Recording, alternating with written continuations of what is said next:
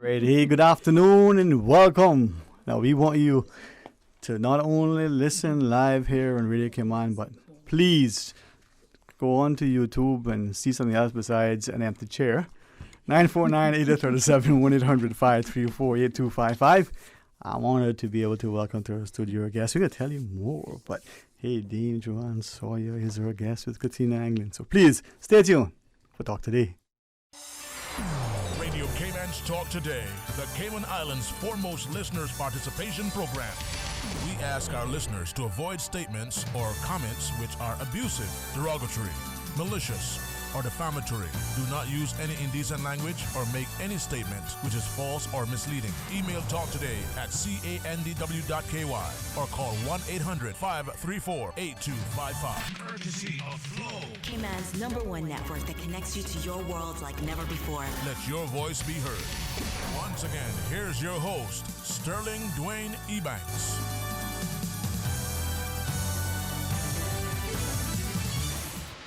Hey, good afternoon. And thank you so much for joining us. And sometimes I think the things that we share on this talk show, I'm so glad that it's not like Vegas. Because what we share here, we can share it anywhere and everywhere. That's right. With the greatest respect to the Red Honorable Dame Joanne Sawyer, if she would first, can I just say a special good afternoon to Miss Katina England? Good afternoon, Dwayne. Good afternoon, Cayman Islands. God bless you. Amen. And I think Miss Katina, both of us, like everybody else who, if I may say this properly and with as much love as I feel, have had the honor, I say truly the honor, the privilege, the pleasure to meet Dame Sawyer. You get choked up. You leave us. You're definitely a grandmother, if we can say that. You're definitely an endearing, loving wife and mother, but a cherished soul who has invested not just her intellect and her experience in her communities, but I've seen people for what they are and see the good that sometimes we ourselves can't see when we look in the mirror. And you reflect that. And thank you for sharing yourself and your time with us. And hopefully as we talk about why we're here, maybe we'll leave with just another nugget to say, there too, I can make a contribution if I'm just willing to invest. Good afternoon to you, Mom. Good afternoon to you, Dwayne, and it's good to be back. And good afternoon, Cayman Islands. Right. Well, welcome so much. And as we get into it, Ms. Katina, I'm going to ask that, well, I'm not going to ask, I'm probably going to go take liberty and you guys put me aside. But there is this thing that, especially in this part of the world sometimes, and I see it, thankfully, not as evident in my Bahamian friends. Colleagues when I used to work with them. Unlike us in Cayman and the other part of the Caribbean, a little bit more tentative, a little bit more reserved, still respectful, but Bahamians, they step up and step out and they say, but wait a minute, Bobo, put that canoe to the bow. Let's they put full sheets to the wind. You guys sail, with a purpose. That's not really the rank and file. You'd be surprised to know how much alike Caymanians and Bahamians are. Yeah. Bahamians generally do not speak up. They do not say to the powers that be, no, thus far, no further. And they always worried about whether they can lose their job, whether they're going to have this particular perk, and so on and so forth.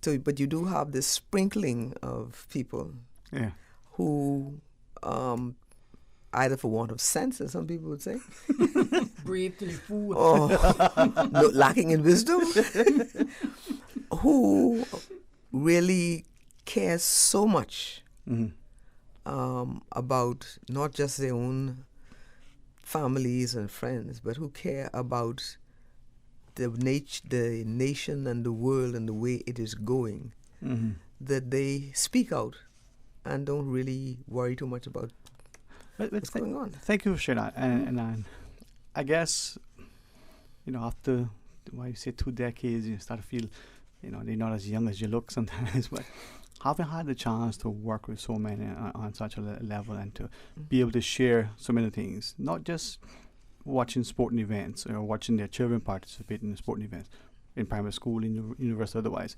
I've come to appreciate what you shared. And that sprinkling, I like the way you said that.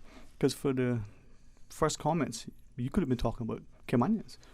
And that strong similarity. And the reason why I really, really appreciate you being so deliberate, so direct, is that for us as a people, we need to appreciate that if we don't do the right thing because it's the right thing to do, if we're not prepared to stand and be counted, whatever your persuasion, because it's the positive thing, it's the nurturing thing, then what is it the same as, dog eat your supper?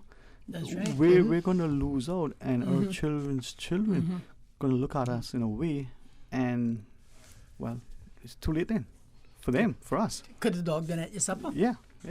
So, but anyway, I think as we look at the whole idea of maybe getting to a space in a place in life after maybe a period of service, whatever that has been. And it's not just about retirement. That's a word that I don't necessarily like. Today we learned it as retreading. We not retired, we retreaded. We retreaded. Yeah. I like it. I like it. I use the word repurpose. Yeah, repurpose, like repurpose, recycle. Repurpose, because for me, it came about a long time ago. A friend's aging father had got to a point, and all of a sudden he was doing things, and there was a concern that, he's going through a midlife crisis. And I said, well, that'd be a good thing, because if he is 60 plus, then and that's mid, he's going to get to 120 plus. So, and they started thinking, I said, but think about it. You guys are now all grown. He's provided, with your mother, provided for education, giving you a start in life. He's enjoying the grandchildren. Okay, so he's exercising more, traveling more, eating out more, enjoying more. Maybe he has the time and the resources, thank God, the health. So why is it that we look at it as being midlife? Or some kind of crisis. Or some sort of crisis. Man, it's only... How old was, Sarah and Abraham? I mean, they were... Abraham was 75 when he was called. Yeah. And he was 100 when Isaac was born. Yeah. Still a young man. He lived to see Isaac. Yeah. Have his family. I mean, I kind of like that idea. Wouldn't you imagine, man, if I'm at 150, you see me muscular out there with some long... long hair. Never get y'all them with long hair. You're getting some my curly hair, my pretty green eyes blurred again. But listen, speaking of Sarah and Abraham, right? Yeah. She was 79 when Abimelech took her from Abraham, right? She was 79. Yeah. How beautiful that she still was at 79 to the king. A king said... Pharaoh and Abimelech. Yes, that's right. That's right. So, remind me I don't think... women. Yeah. They walked a lot. They walked a lot. Yeah. And they ate basically what they grew or what they raised. And that's the thing why I recall, almost verbatim some of the conversations the last time that you shared on air. I didn't have to go back to the record to listen to it. But your advice wasn't just sage and pointed. It was impactful to the extent that because it was simple in its presentation and we all could understand it, we didn't use a dictionary. It wasn't meant for anybody, for any particular audience other than those who are willing to hear. Let them who have ears hear. Right? Right. And why not borrow from the counsel of those who had the experience? Why not tap into the expertise of those who have journeyed through a particular path? We're not willing as a people. We're sometimes so arrogant, because of the position that tells us we are, that we don't realize we become insolent. And anyway, maybe I'll offend somebody, but it's not that. Humility. Well, I tell you, man, it's a great afternoon to be able to have the Right Honourable Dame Joanne Sawyer with Miss Katina Anglin, and they say important people make their presence well known, right? Well, only because parking was an issue. Now we have the good company, as promised, of Mr. Patrick Schmid joining us in the afternoon.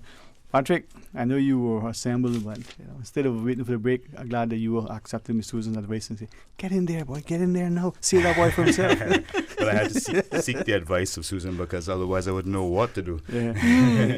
She's amazing. Yeah, this is not that Madonna movie, Just Come for on, the gift sake to of Susan. societies. No. But okay, so as we get into the discussion, we'll probably move around in the table and look at things and hopefully get people to appreciate that we can borrow much. We're here for a purpose. I think sometimes, Miss Katina, and sometimes we don't appreciate that purpose. And it's not just to promote particular things or invite people, but it's more. By their fruits you shall know them. How do we move about? But as we start, maybe set the stage for us. What's coming up this weekend, and why? Why was the topic of a conversation at the airport yesterday when I was waiting for Honorable Dame Joan Sawyer to arrive to the island yesterday afternoon. But why is also such a powerful question, and it just allows for you to continue to dig deeper and dig deeper and deeper and deeper. And children ask that question, why? Because it's so relevant, because it brings out all that there is that's hidden in all of the corners. Don't do that. Why? Because they said so. Why? Because they'll hurt you. Why? And it starts. Right? So thank you very much for asking why. So let me start with the why first. As a Christian nation, we have a responsibility to stand for all things that are God. This is not an event about what is anti. This is about what is pro. Okay? I am not anti-gay. I am pro-God. I am not anti-LGBT. I am pro-God. I am not anti-this or anti-that. I am pro-God. If the concept lines up with the Word of God, it's all good with me. And if it isn't lining up with the Word of God, I have a charge from God, and that is go preach the gospel of truth. And that truth also encompasses love. And that love is the love of God, having loved us so much that He sent His only begotten Son to die for us when we are at our worst. Listen, Dwayne, I can't name out all the sins, nor can you. Not even the Bible lists a comprehensive set of sins. But if it's not in alignment with the Word and the will of God, it is a sin. But this is what the love of God does, is it encompasses all of those sins. It cleanses you of it, and it gives you new life, new opportunities, makes you a new creation, a new creature. It transforms you from who you were to who you are, and then who you will be. Okay? It removes all that was not good for you and good in you. And it makes you this really awesome individual. Now listen, it doesn't change all of the bombardments that life will throw at you, but it equips you a whole lot better. And this weekend, just there at the Legislative Assembly, on the 2nd of the 2nd, 2020, write it down, Patrick, 0202222020. Already memorized it. You mentioned this morning OC show, so. Okay. So just there, 5 until 6:30 p.m., we are going to have our Stand for Christian Values 2020 event. Our first one was last year, April. We had one since then. We're having the 2020 event, first of for 2020. At that event, we are going to bring messages of peace and of love and of hope in Christ. And we'll also do some, we'll expound on some legal understanding of what the Court of Appeals ruling means for the marriage law, and what position is a Christian supposed to take in the midst of all of this. And there are some views about love thy neighbor as thyself, and God is love. And so we want to help people to understand the topic, the issue, the depth of love amongst us as brethren, and the love of God who encompasses us all. And our keynote speaker will be Dame Joan Sawyer on Sunday evening, 5 until 6:30 p.m. at the Legislative Assembly building. All right.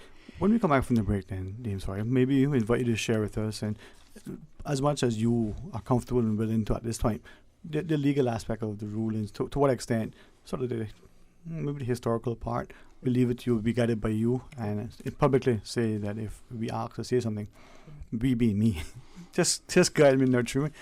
And but I'm very, very honored to be in your company. I'm going to pause and take a break, but when we come back, more talk today.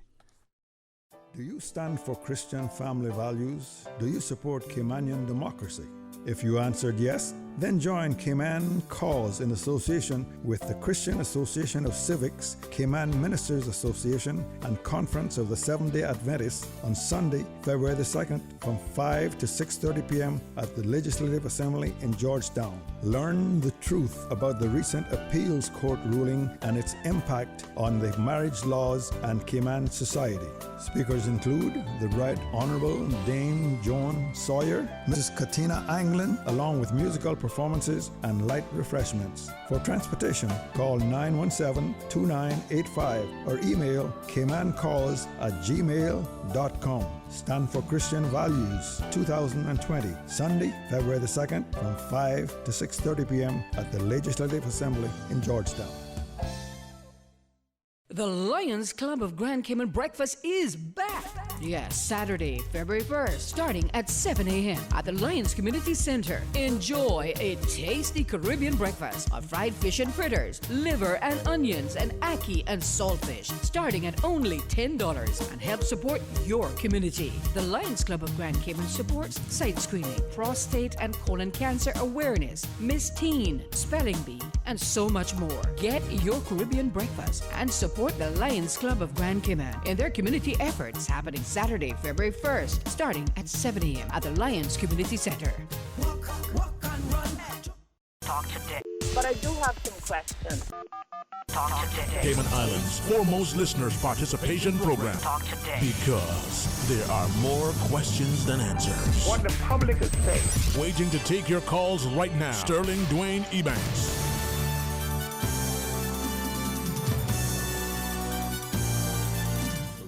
Hey, good afternoon. Welcome back. Thanks so much for joining us. And when I say us, I have the wonderful company again of Mr. Patrick Schmid. Hey, thanks very much, man. Thank you very much. Pleasure to be here. You know, they say that as a talk show host, you get paid to talk. You know, to host the show. So hopefully they get their money's worth. You know, my friends who are lawyers, they get paid by the pound of the paper that they submit. I get paid by the amount of words that I utter. So I calculated it, and it comes out to like 2 cents per word. So, that explains the speed. Yeah, that's it. So the more I get in there, the quicker it is. No, I just joking, just. But Miss Katina Anglin and the truly blessed company of the Right Honorable Dame Joan Sawyer. For those who recognize, you know, sort of your legal career, sitting on the bench, including Her Majesty's Privy Council, I kind of got this image of judges in a sense. Mm-hmm. Some is shaped by, I don't want to call them cartoons, but that's the best way to put it sometimes, you know. Well, I think cartoons is good. Cartoon. With your permission, Mom. And we see, you know, the iterations at times and the way that they, you know, sort of portray it. And there is this imposing, sometimes almost a menacing presence on this thing, and especially in our jurisdiction where we look at the common law and the garb. Can I use that word? Mm-hmm. The garb, yeah. Mm-hmm. I'm told that I had a terrifying mean in our face when I was on the bench. But all I had to do was to just wipe all the smile off my face, and people would be terrified because I have an ugly face. I smile to make it look attractive, you see. No, Mom. No, actually, thank you for the compliment. But I was going to say that judging would have not have been my first choice. Law would not have been my first choice. I wanted to do medicine because I wanted to heal people. Yeah. There was no money to do that. So eventually I was getting old, so I decided what's next best? What can I do? And I already had a husband and a son and a mortgage. So what can I do now to finish my education, you know? Mm. So law was the shortest point for me. Wow. Strangely enough, law was what I was destined to do. Yeah. Because in doing the law, I started law at 29, almost 30. And by the time I was 57, I was Chief Justice of the country. Wow. Not because of any merit in me, but because my Heavenly Father willed it so, because apparently He had made me with this particular bent that I hate injustice. The passion for justice, especially for those who did not have the smart lawyers, did not have the money to pay for lawyers, was one of the things that drove me in the judiciary. In addition to which, I am also a kind of clean freak in some ways. Mm-hmm. So cleaning up the registry of the judiciary, trying to make sure that people do what they're supposed to do and not impose on the public, who are already in problems when they come to the judiciary. That was one of the things that urged me on. I spent 22 plus years in the judiciary, and I'd spent 30 years in the public service. So in total, my public service was 52 years, 8 months, 3 weeks, and 2 days. And 46 hours and 97 minutes? That's 40 seconds. Sorry. But it is amazing what God does. And then he turned around and he used me to bring the Privy Council out of England, not just out of London, out of England for the first time in its history, to sit for the first time in the Bahamas, of all places. I'm sure they enjoyed that.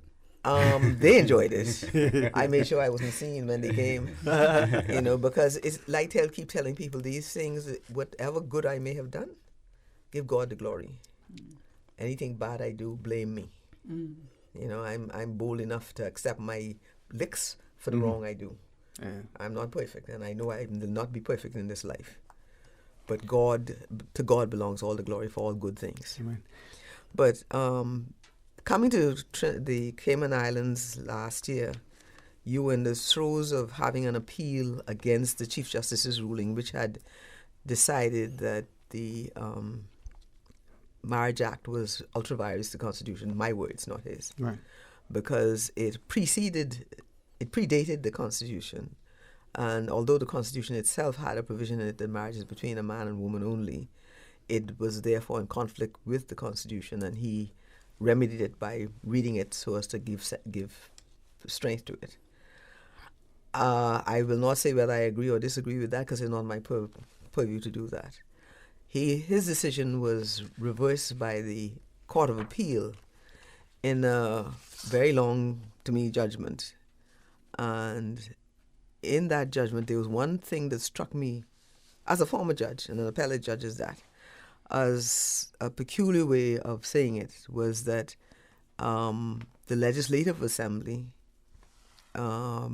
should enact legislation ASAP, as soon as possible, to give the same-sex couples the security, I think was the word he used, as the same security as marriage. Well, the reason why that struck me as strange, and I'm not criticizing the judge's judgment, I'm just telling you why it struck me as strange, is that, as Shakespeare said, a rose by any other name would smell as sweet. So if it looks like marriage, has the benefits of marriage, the security of marriage, it is marriage. And if you say that now, if the Legislative Assembly did that, then what happened to Section 14 of the Constitution? Because they'll be doing this now after the Constitution, however you look at it. But before I could say anything further on that, I noticed that the couple is now appealing to the Privy Council. And they're saying that what the Court of Appeal has, at least what's in the newspaper, what the Court of Appeal has done is to ask the legislature to do something that is illegal. So if the Legislative Assembly is being asked to do something illegal, then the only way you can solve this is by the Privy Council itself overturning a Court of Appeal decision, restoring the Chief Justice's decision, which leaves you with a kind of a conundrum. I'm not sure how you deal with it. In addition to that, the Privy Council, or Her Majesty in Council, gave the Cayman Islands, as they gave us, our Constitution, which has this provision. And I said this morning, will you be asking the Her Majesty in Council to approbate on one hand and to reprobate on the other? Yeah. You know the legal term, right? And I thought that was difficult because there are some things that I say I don't really have answers, but I ask questions. If you do this, what happens here? The Queen is not only head of the judiciary in England, she's head of the executive government, she's the head of Parliament, she's the head of the Church of England. All those things coalesce in this issue.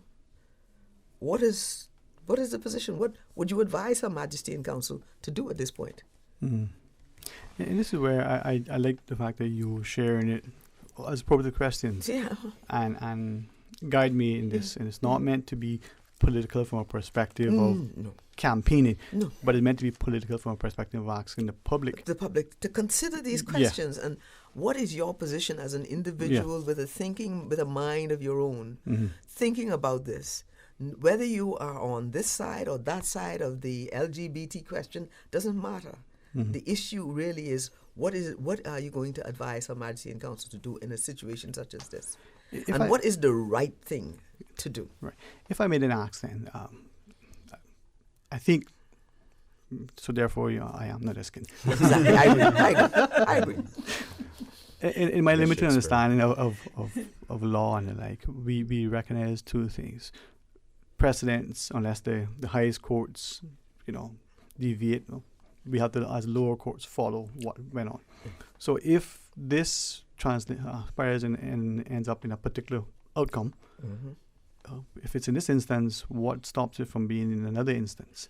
When we look at the Constitution, we look at law, and we say, okay, well, this happened here, whatever this is, it could be something to do with roads, and the government says, we'll take your land, we don't have to pay you, just for argument's sake, or whatever it is. We already have the path open legally for these things to transpire in other areas that are similar. Is that? This is what precedent would do. Yeah. Okay. Yeah, it would do it. All right. Can I ask a question? No, sorry. It's good.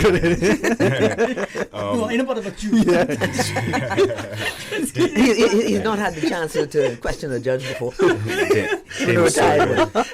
May I just inquire with you, ma'am, what you make of, you referred, of course, to the, correctly to Section 14 of the Constitution as it defines marriage.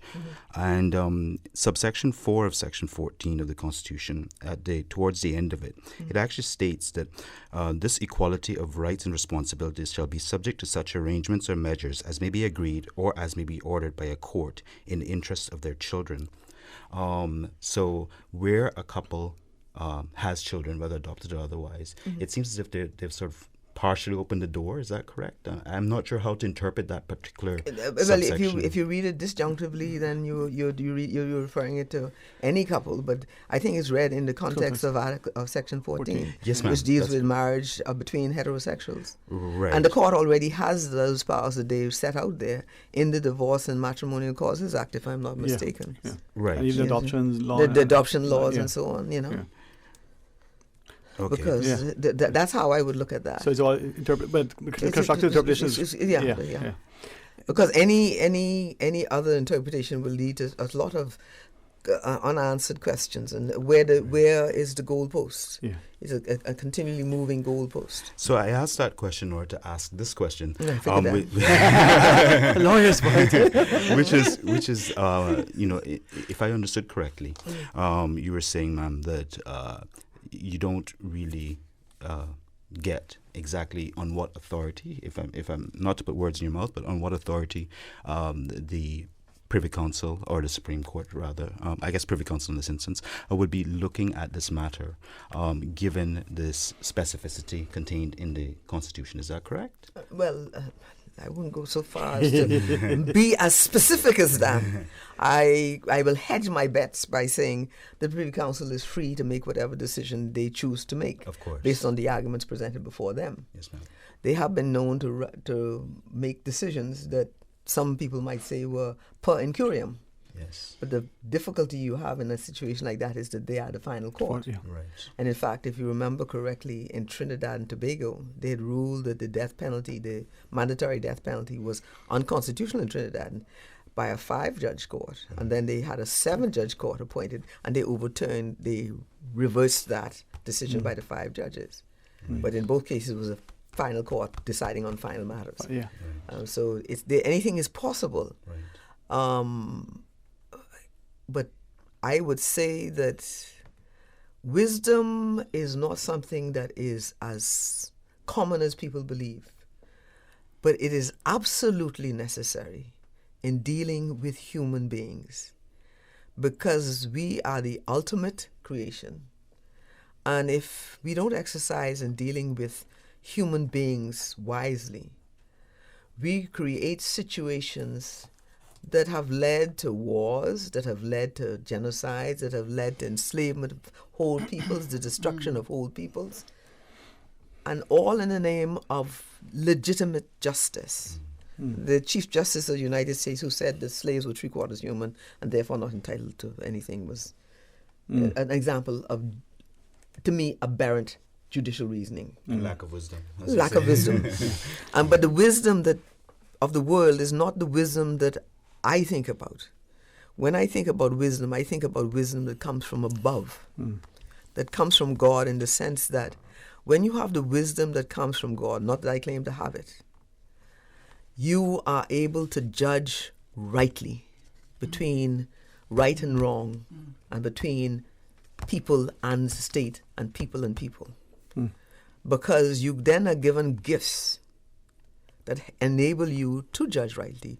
You then have the gift of reasoning, the gift of listening, the gift of analysis, the gift of discernment, so you can tell when people are not telling the truth. And sometimes, in my experience as a prosecutor and as a defense lawyer for the government and as a judge, sometimes out of left field I would ask a simple question and the whole case. Wisdom. Not from me. No. Because I don't even know why I asked the question. Yeah. but that comes to humility. Yeah. And a desire of service. A humble child tastes the grace of God. Amen.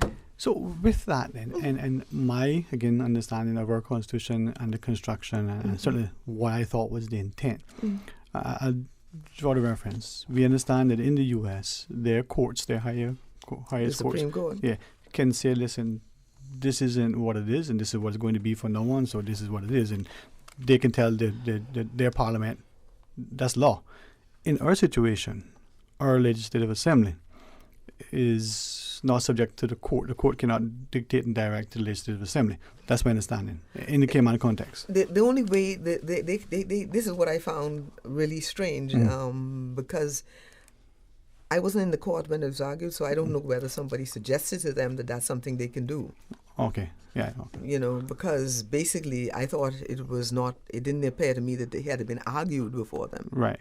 That was my understanding as well. Because if it has not been argued, then on general principles, a court ought not to decide an issue that is so germane to the entire picture without hearing real arguments on both sides of the divide. Right.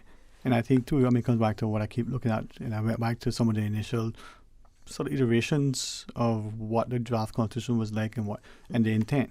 So Jeffrey Joel had made that point sitting in the chair you at. Yeah. Well, in the same spot, the chair was a little bit older. Our legislative assembly is the ultimate body in terms of the making the law, not the courts. Not the courts. And that was, I think, important for the parliamentarians of the day to make sure that we don't have the situation that exists, say, for instance, in the U.S. No, not even in the U.S. They, until the Supreme Court of Britain was created in 2009, I think. The House of Lords was the final court. Right. So they sat in the legislative branch of the government. Yeah. They just didn't take part in voting on legislation, apparently. But they had a right to be there when the Queen opened the legal year, the new year, and all that rest of it. And one judge one of his judgments, he said, "We don't tell us about the statute. We made it." So just as a follow-on, ma'am, from Dwayne's question, obviously we're in this slightly unusual situation as compared to other countries insofar as our legislation is, of course, for want of a better term, subordinate to the UK's legislation. Therefore, our constitution is an order in council, and as such, how do we go about explaining the interpretative power that the Privy Council has vis-a-vis our constitution compared to our legislative assembly? Because clearly our legislative assembly will not have that power, whereas to make, that is to say, will not have the same power that the UK has in relation to the legislation. I think that the Privy Council, like I said, if they wish, they can make any decision they wish. And as a judge and a former judge, I would say that once they make their decision, everybody below the rank of Privy Council would be bound to observe it. Of course. They would have to accept it. Other than that, it may come down to something that the government would have to do, and they may have to consider whether or not they must approach Her Majesty as a final resort and head of the Church of England and head of Parliament and head of the government of Cayman Islands to bring reconciliation between the opposing points of view. So then, if I that would be a real. It may happen, but who knows? But it comes back then to will, political will, social political will. Yeah. And if I may ask, just generally speaking, two things. And one, the notion that we've heard the Honorable Premier mention that by convention, again, my interpretation, my words from what I believe I've inferred from what he has shared over the last year and a bit, we are trading on a path where the UK is starting to accept that we in Cayman, even though we're not an independent nation, we're expecting that we would do certain things for ourselves, and you're not going to do things that impinge upon us without at least making us know. So no more orders in council, the nuclear option, what have you. By extension, I would think then if the country is, majority perspective is this, then the political elected government of the day would say, well, whether or not that's our personal view, this is what we need to do to sort of accord with the societal norm. Well, I would think that that's what we'll do because I think I said it yesterday, I may have said it just today, that can the Privy Council approbate and reprobate at the same time? Yeah. Can you've given us the authority, you've given us internal self-government, are you going to take it back now? My friend put it this way, he said, we had a debate between metric and standard or imperial measurements. And he said, you want one side of the scale to go up, but here's a 2.2 pound weight, here's a 1 kilogram weight, and nothing happens. It took me a second, okay, isn't that the same thing? And it's staying in place, right? It's the same thing, yeah. But so the Premier give it, the Premier take it away. I mean, sorry. Well, no, I'm saying if you take it away, Britain is also subject to international rules and norms. Yes. And there's the decolonization agenda of the United Nations. What is that going to do with this? There's a lot more to this than people appreciate. This is not, it may appear to be a storm in a teacup, but this, what you're going through in Cayman Islands, in my humble opinion, seems to me to be the beginning of the turn of the tide to a turn to some kind of normalcy, in the sense that rules are going to be seen as rules to be observed by the majority, and rule breakers will be dealt with accordingly.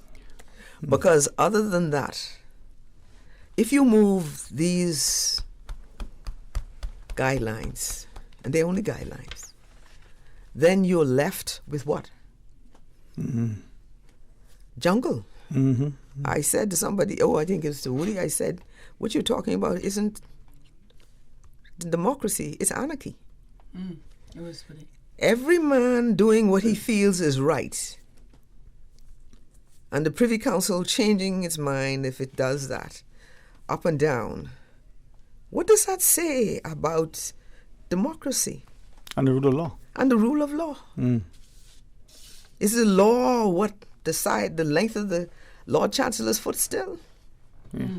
But then when I listen to you and recognizing that when it's appropriate as a people, politicians, appointed people, aspiring, or we talk about the rule of law and observation. Right. But only when it's convenient.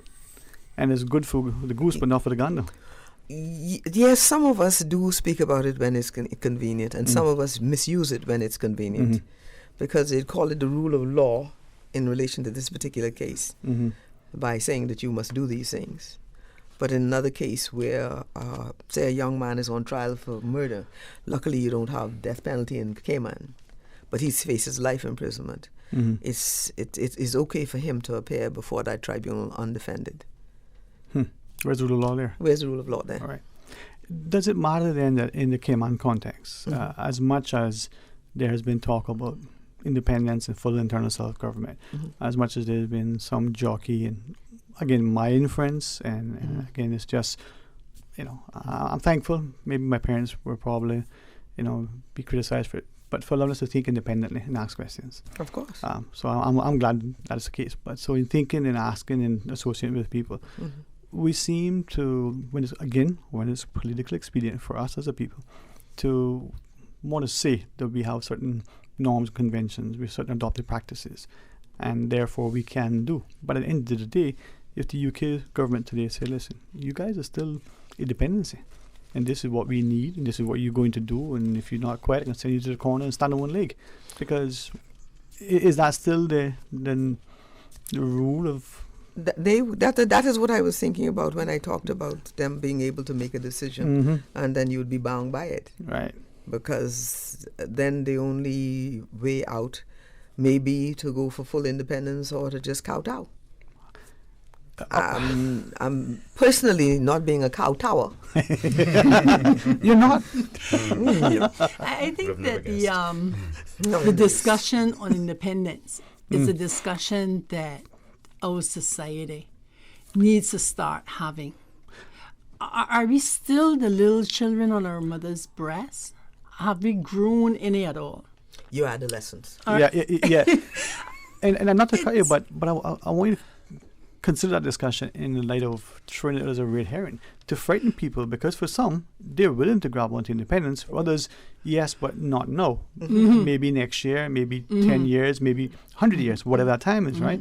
And so in order to get what the cowards want, whether having to fight or run away and look coward, they'll do this thing, or others acquiesce just because it's convenient. And I'm saying that deliberately to evoke within us a willingness to engage publicly and try not to look at it emotively and point fingers and say, because at the end of the day, a decision is going to be made. It's going to affect all of us.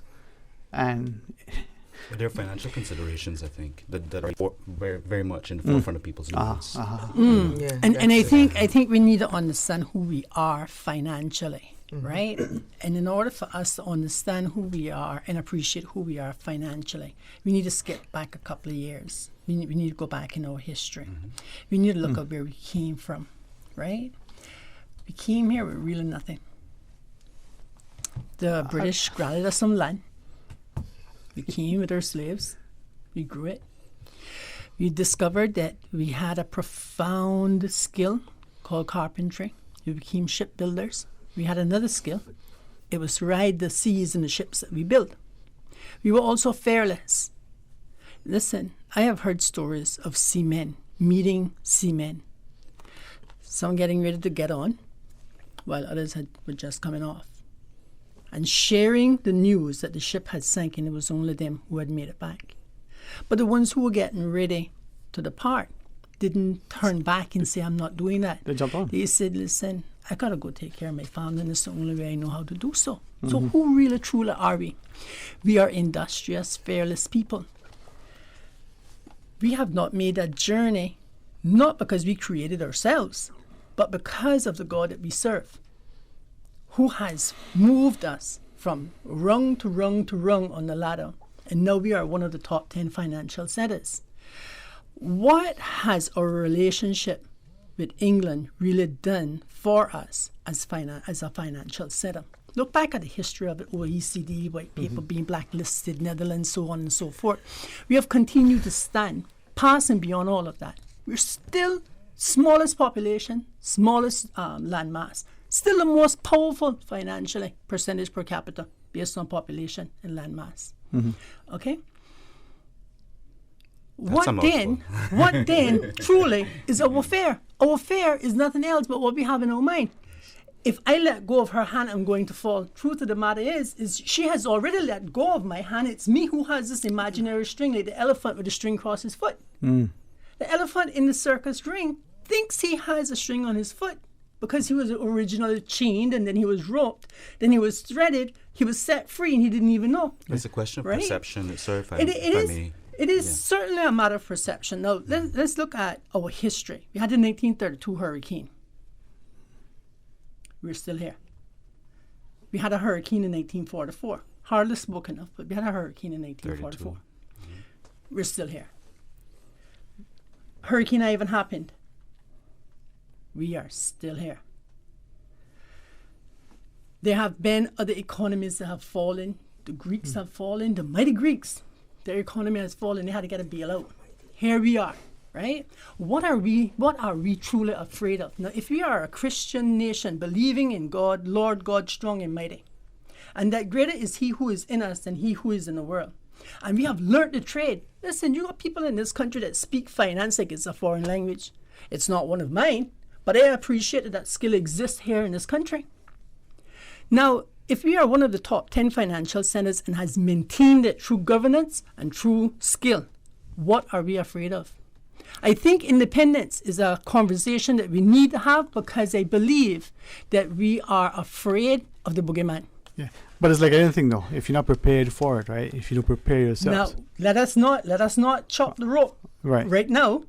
Okay, Yeah. That's not what I'm saying. But let's have the conversation, because I believe that we, the Cayman Islands, and the people of the Cayman Islands are able to manage ourselves in the future. So after the break, can we talk about that if you want? Can we also ask a question? Go back to what James said earlier. Rose where any other names are rose, all right? Smell just. Let's look at what Shakespeare had said it, but you said it even better. Yeah. Let's talk about Shakespeare that and talk about civil unions and marriage and the like. I guess in the words of Bob Marley, none but ourselves can free our minds. So are we going to emancipate ourselves from mental slavery? Well, Susan's going to sing that song during the break. We're going to come back. More talk today. Today's biggest news. Radio Cayman. It's only 2 species that we have, on the island. Generations present. Your voice, your choice. For today's biggest news. Access to information. Local, regional, international, this is headlines from Radio Cayman's newsroom team. Today's biggest news. Training is underway at the landfill today for first responders. The joint training session is being facilitated by a landfill expert and will include members of staff from the Cayman Islands Fire Service and the Department of Environmental Health. Both agencies are reminding the public that the training wraps up with a controlled live burn on the landfill site. The public is being advised that, unless told otherwise, any smoke coming from the site is related to the training exercise. In news elsewhere, Britain begins the day as a member of the European Union. Its status at the end of the day as a proud nation that has reclaimed its sovereignty or a diminished presence in Europe and the world will still be up for debate. The EU will have to bounce back from one of its biggest setbacks in its 62-year history to confront an ever more complicated world as its former member becomes a competitor just across the English Channel.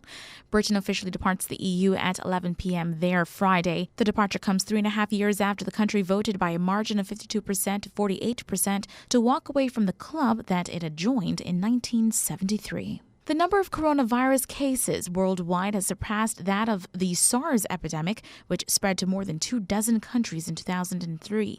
There were around 8,100 cases of SARS, severe acute respiratory syndrome, reported during the 8-month outbreak. But nearly 10,000 people have been infected with the new coronavirus, most in China, since it emerged in December.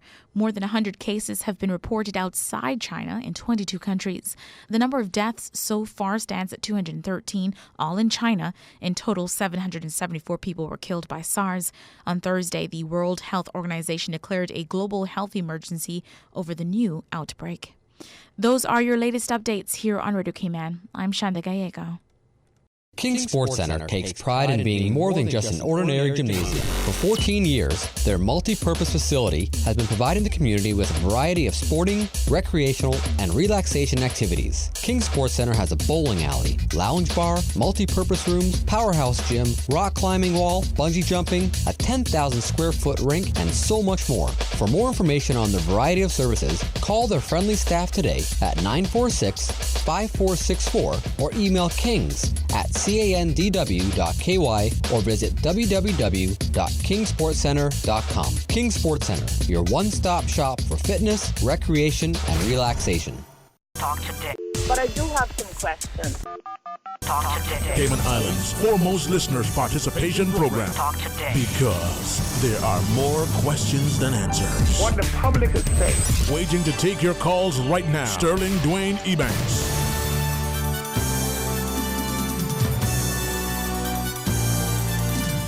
Hey, good afternoon and welcome back to Talk Today. Thank you so much for joining us, and I'm grateful that Mr. Patrick Schmid would, also allow us an opportunity to share the program this afternoon. So thank you.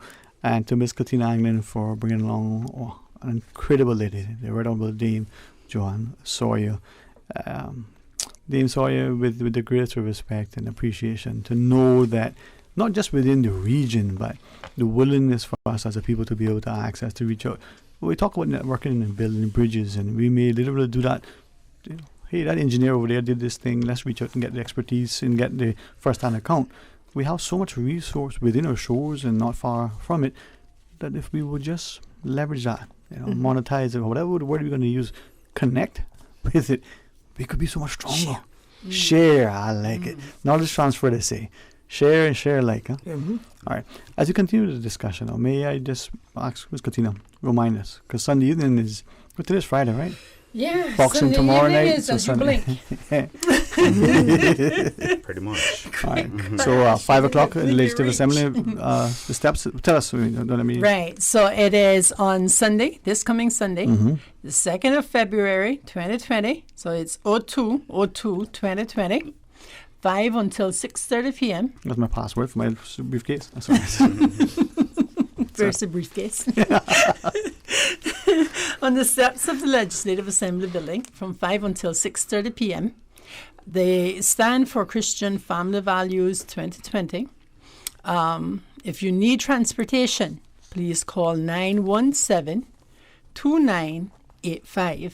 If you would like more information regarding the Stand for Christian Family Values on Sunday, then call 916-6182.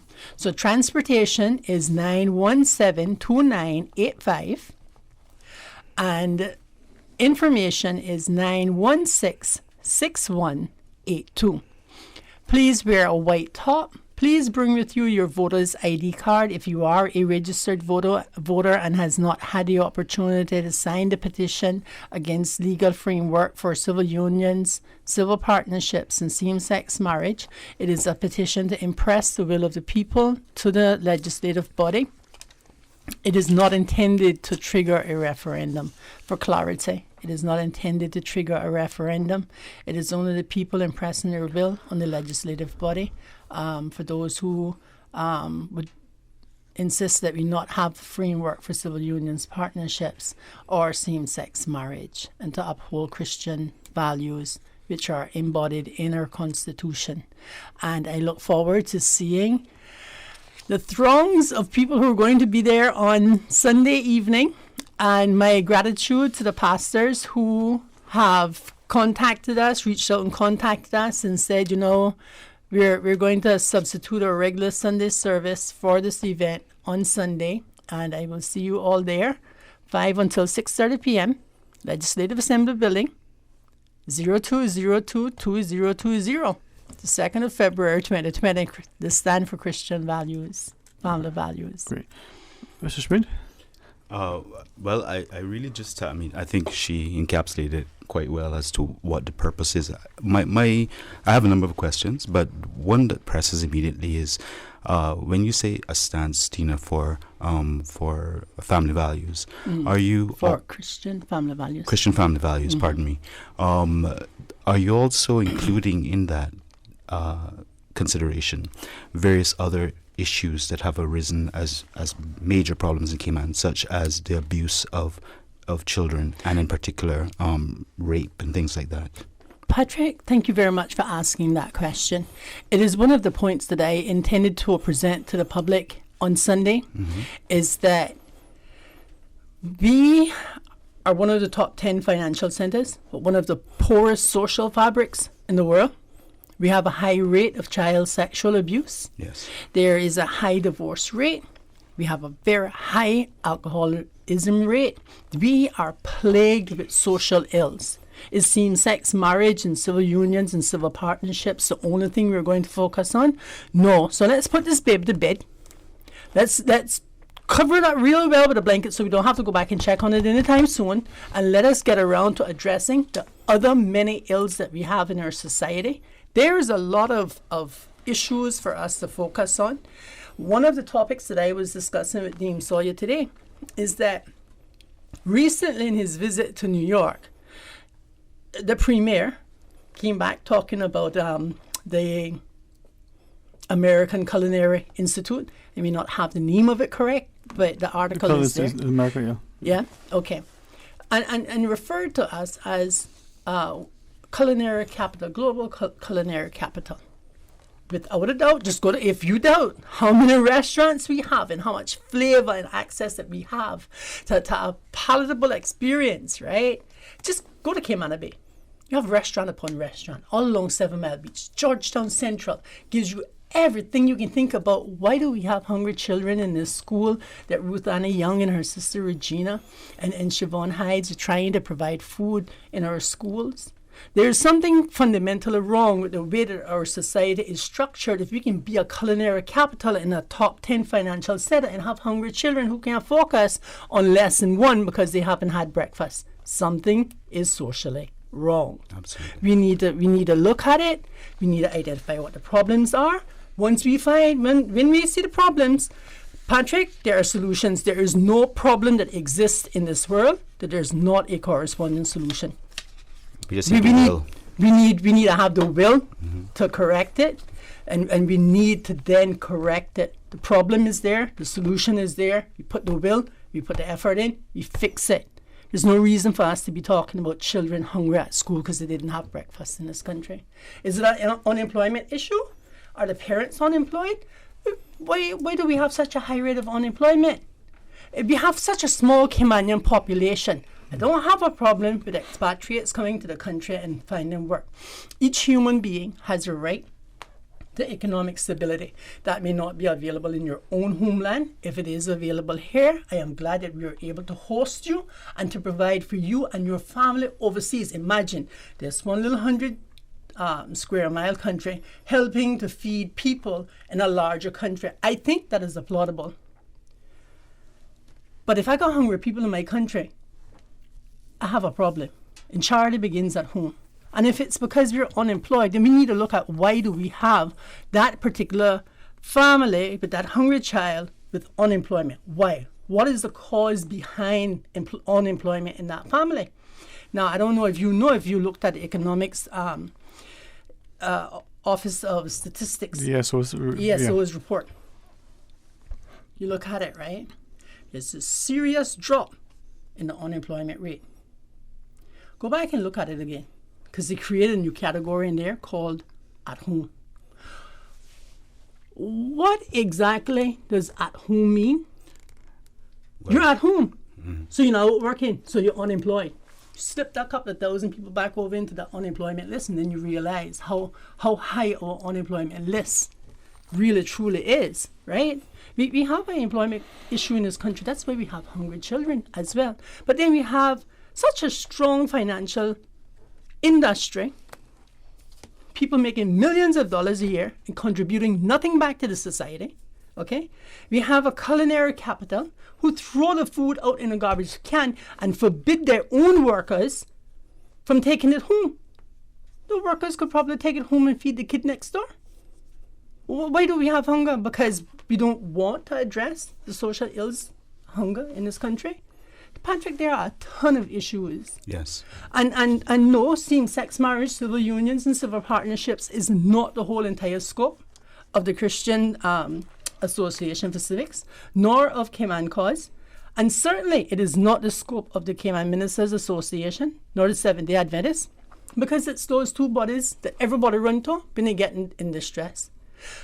My electricity got turned off because I lost my job, or I haven't had one for 3 months. My children are hungry. We need this, we need that. Who do they run to? You run to the church. And you run to the church and NAU is a band-aid. Yes. NAU is a sham. NAU is full of heroes, of hardworking people, but the entity itself is a sham, and it's time for the people of this country to start holding their political leaders accountable. If I may, certainly we should not have a situation in which there's such a disparity in terms of the number of unemployed, or rather the percentage of unemployed Caymanians versus the percentage of unemployed non-Caymanians. That it should never be what it is right now, which is that there are virtually no unemployed non-Caymanians, but our own Caymanian unemployment rate is much higher than it should be. And if you go back to that statistic that I was telling you about, you'll be shocked. because there are thousands of people who've been slipped to one side, into this new category, so the government could clearly say, and what I am saying is my interpretation of it, it's not written on their document, you won't find it written on their document, but it's my interpretation of it, the government can clearly say, oh, by statistics, our unemployment is down. No, it's not. But they're just over here in another box. Well, I mean, and not to get into the sort of the semantics, but certainly the statistical analysis, but what you were sharing has some bearing. By looking at it, the idea of unemployed, there's a specific definition. Are you willing to work and are you actually seeking work? Now, I gather what you're sharing, and maybe this comes back then to it being sort of the foundation, the broken windows syndrome to an extent. If it's this issue that we're, as a society, has said, it's important. We want marriage to be this. We want the legislators to make sure that it's clearly defined in law. We want to make sure that the courts understand that this is it. Don't overstep, don't overreach, don't make laws or, whatever terminology. But for the society then to get to a point where the foundation for the society values, the norm is this. Could I then fast forward to the notion of other jurisdictions that have civil unions, civil partnerships, have other things? Again, the limit that I understand, the UK, we see Scotland, we see across Ireland, we see different things. In the US, we see states have different definitions on one level versus the federal level. So there is still a lot of discussion, confusion, sometimes deliberate, maybe even disingenuous discussion about it. For the Cayman context, does it matter that two people, that for them, the same sex that they call married, or if they have a document or otherwise that gives them the same access to healthcare, to dependency, to pension, to inheritance, to whatever attributes to man and woman being in a union as husband and wife? Is that more than semantics, and is it more than just a religious basis? I think it's more than semantics, and I think it's wider than any religious base, because it has to do with the continuation of the race. Even same-sex couples will acknowledge that their only way of creating a family is by adoption or by artificial insemination of a willing person who's willing to donate or bear a child on their behalf. That in itself goes contrary to most marriage laws. I don't quite see how that cannot be going contrary to what is saying. It's more than semantics. It's a whole new way of thinking, of relating to others. I put myself in the position of a child because I was brought up by grandparents. How would I have felt if I had two grandfathers instead of a grandmother and grandfather? I would have been the worst kind of person there is, knowing myself the way I know myself, because I was a bit of a handful. I was a tomboy. I was something else. You were independent. I was. My grandmother called me an old soul from I was very small, because I never spoke in single words. When I spoke for the first time, I spoke in complete sentences. And as a child, I watched, observed, and questioned. I'm still watching, observing, and questioning. So I've not grown out of my childhood bad habits, but I just think of myself saying, well, what is this? I would probably ask my grandfather, oh, how did I come here? And expected an honest answer. And I expected an honest answer. Yeah. I would ask my grandmother, if it was two women, I'd say, how did I get here? Wow. You know? Dame Sawyer, Ms. Coutinho, Mr. Patrick, we do have a call online. In fact, a couple of calls. We'll go to the phones and join our listeners, sort of comments and contributions. 949-8037, 1-800-534-8255. In the studio, Dame Joanne Sawyer, together with Katina Anglin, our guest. Hey, good afternoon. Welcome. Thanks for calling. Hello, good afternoon. Hello, good afternoon. Sterling Green. Afternoon, sir. How are you today? Afternoon. Just fine. Good afternoon to your illustrious panel here. I just tuned in, so I sort of get the general picture. I was listening to the LA proceedings on your station. There's one thing I really haven't heard anybody discuss about. We all know our Caymanian Christian values. I won't go into all that. They all know whether they're supportive of this issue or sort of whatever. The whole thing is one thing I've not heard anyone discuss. If you're saying that equal values or whatever it is, equal opportunities of a marriage with a marriage as we know it between a man and a woman, what about a divorce type of law that they'd have to make a decision on also? These people might say, well, we're not so fond of each other after all, we're not getting on after several years together. What about some sort of separation, legal, that's equivalent or similar or applicable to marriages, and a divorce proceedings and how it would be arranged? They would have to make all those laws too. People might not believe that it might be just more a simple thing of saying, yes, well, they have the same. But what about those issues? Well, I've not heard anyone discuss that. I'm sure they'll have to make some kind of a law relevant to what I just said. And I just wondered if anyone is thinking about that or thought about it and what are their ideas about it. I'll hang up and listen on. Yes, sir. Well, thanks very much. And if anybody else wants to join in, if not, we can pick up the call and answer all the questions at one time. Hey, good afternoon. Welcome. Thanks for calling. Good afternoon, Dwayne. My good friend, how are you today, man? Okay. Good afternoon to you guests. Good afternoon, Good sir. afternoon. Yes, when it comes to same-sex marriage, that's definitely something we don't want here in our country. Because the day we see people, same-sex couples getting married and driving through our country and blowing car horns, we're going to be in serious problems. And right now, same-sex couples are allowed to adopt children in Cayman Islands. That should be against the law. Because on Father's Day, if two women are married, who's going to be the father? Who's that child going to wish happy Father's Day to? And if two men are married together on Mother's Day, who's that child going to wish happy Mother's Day to? That type of environment children should not be raised in.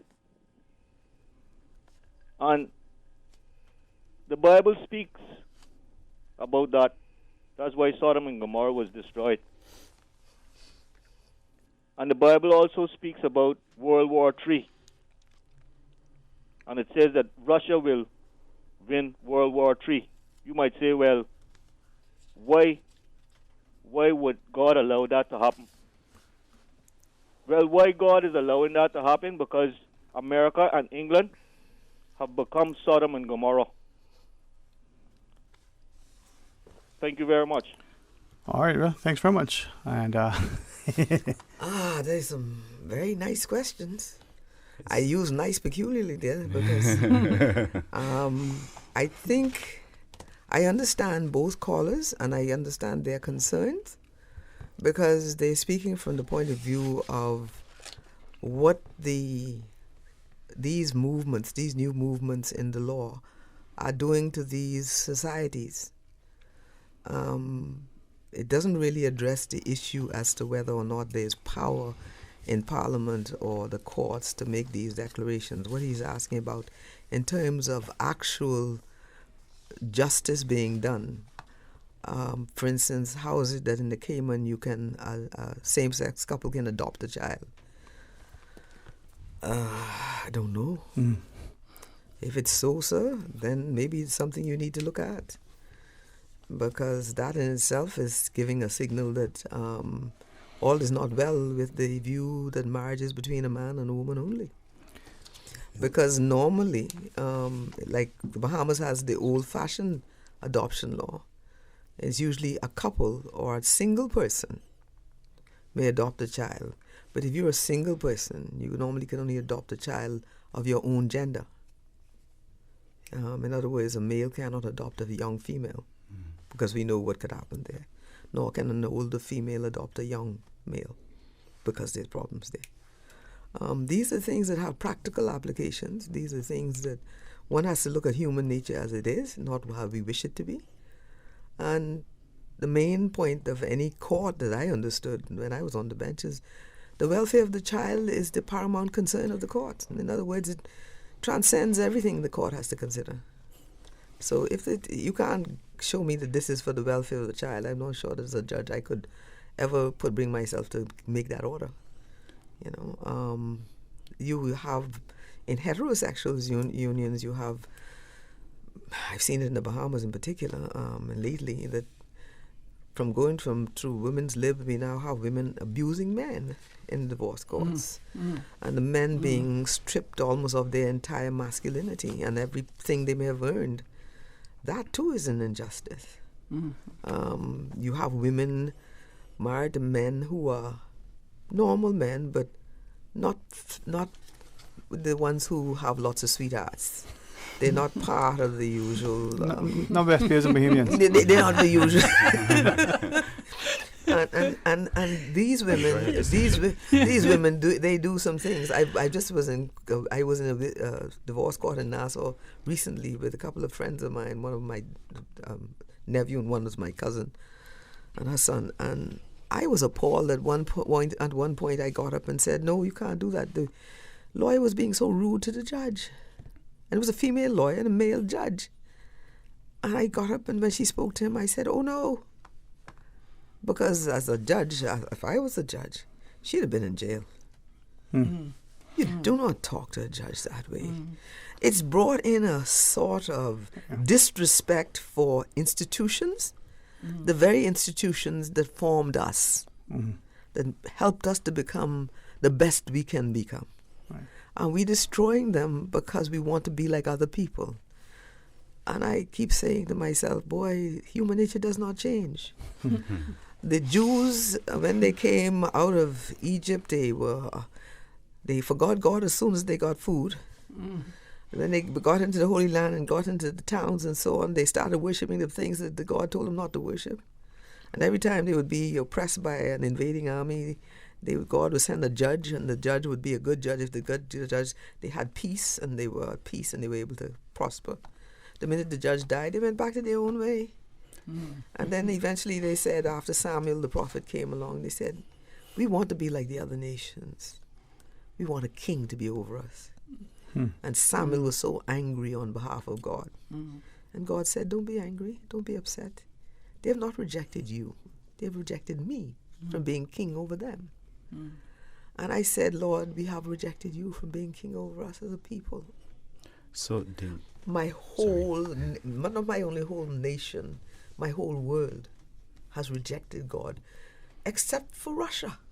Strangely enough, Russia, which was anti-Christ and anti-Christian up until 1989 when the wall came down. Now you have Vladimir Putin going and meeting the Pope, and Vladimir Putin refusing to let same-sexual couples come in his country for the Olympics, and Vladimir Putin doing this and Vladimir Putin doing that. That would be something if Russia became the only nation on earth that survived. Very interesting. So, Madam, may I just ask the distinction that I understand you making just now? Can I just ask you, do you think it's correct to say that there is a very clear-cut distinction between the issue of marriage and how it is considered by those who are religious, particularly Christian persons, and the issue of civil unions? No, I don't think there's any very clear distinction between them. To me, marriage is a lifelong commitment, ostensibly, but it comes to an end by divorce, by a court, by parties' desire sometimes. And civil unions would have the same effect as to people who are of the same gender. But does it not remove the religious aspect of things in civil unions? Judeo-Christian marriages aren't always Christian. Judeo-Christian marriages can be performed in a registry. They're civil unions already.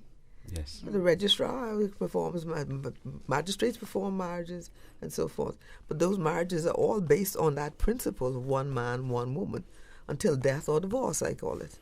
The reason I asked the question is I agree. is I think probably obvious, which is that I wonder to what extent people are offended.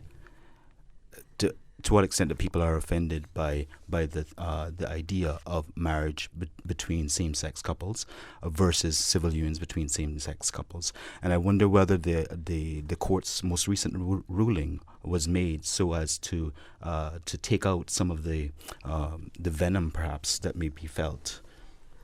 I think that may be part of the confusion, but I think too the difficulty is that the position that the lawyer for the appellants, the Privy Council, have put the court in now by saying that would be an illegal exercise.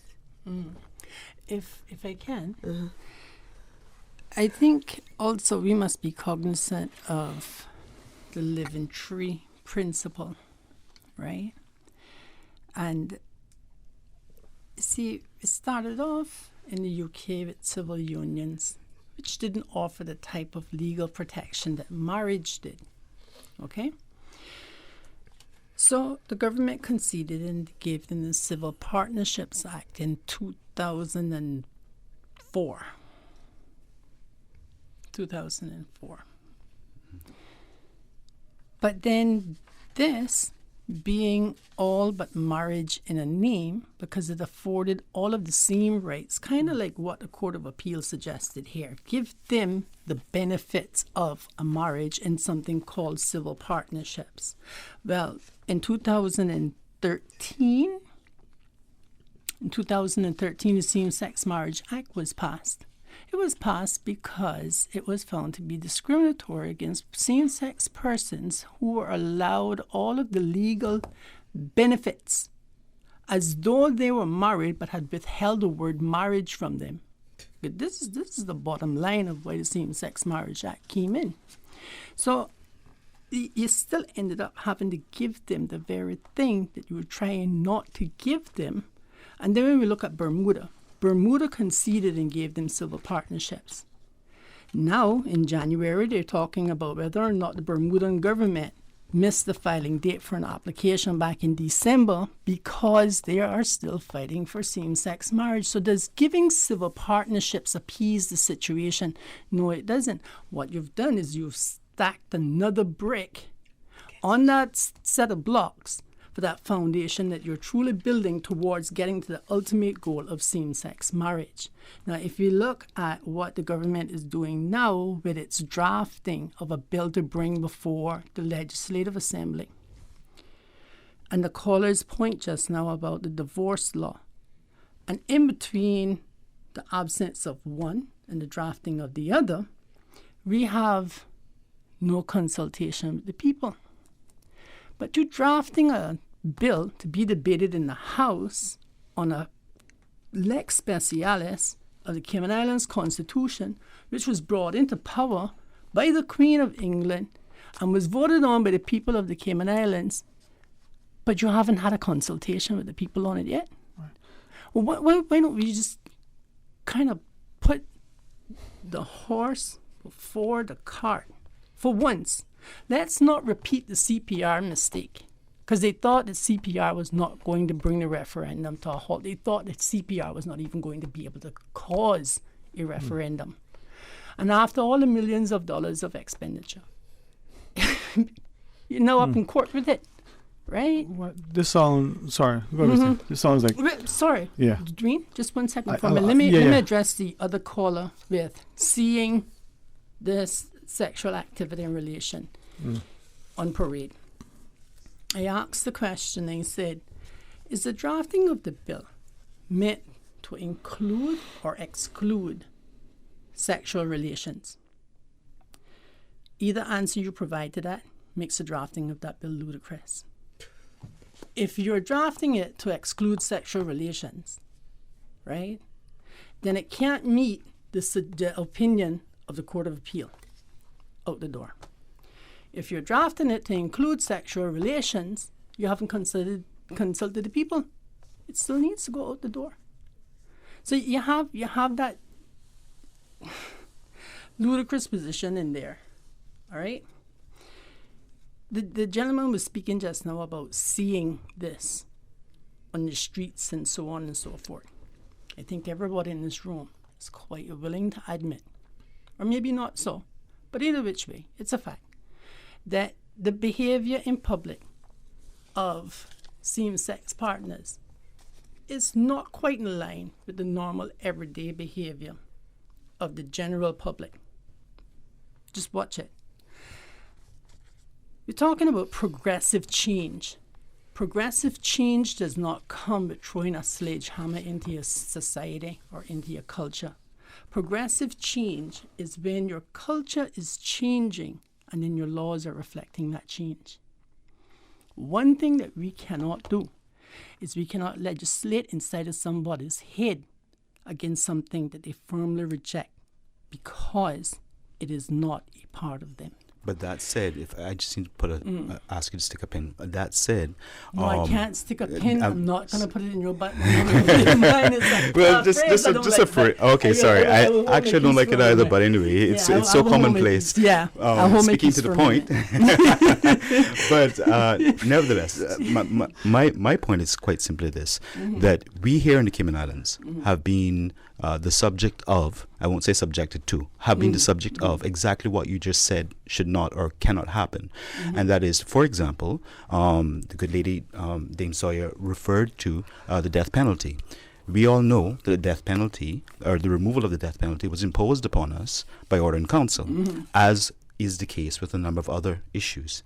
And therefore, although the Cayman public, and even perhaps the Cayman government at the time, did not agree, it is something that we have now come to accept. And so I wouldn't say that it's always the case that you cannot legislate. And even in the example that you first used about the Legislative Assembly, without having the concordance or agreement of the people, actually putting into law certain things, whatever it is that they decide, they actually do have that power, even though, in thinking about it, it would be most fair if there was a public consultation process, but it doesn't have to happen, is what I'm saying. And so there are two things that sort of run contrary to what one might otherwise suggest would be the natural flow of things, and that's simply what I want to add to that. Okay, I think if I can extend on your comment a little bit, that the legislative really doesn't have to do anything. Baroness Hale, Lady Hale said, and I think it was Nicholson, she said we can issue all the declarations we want to issue. The legislative does not have to respond to it, perhaps for no simple other reason than they just don't share our view, right? But what the UK Parliament has shown us is that when it comes down with highly moral and ethical issues, they are reluctant to change the law because of the consensus of the people. And so when we take things such as assisted dying and stuff like that, and you think about it, somebody is racked with pain, terminally ill, going to die anyway, but they won't change the law because of the legitimate aim of the protection of the rest of the law. Now let us put that scenario in comparison with someone who wants to be able to sleep freely with whoever they want to engage in the type of personal relationship that they want to. Let me say this quite clearly. I am not going to judge anybody on Judgment Day. That is not my power. It is not my position. My name is Katina Masera England, not God, not Jehovah.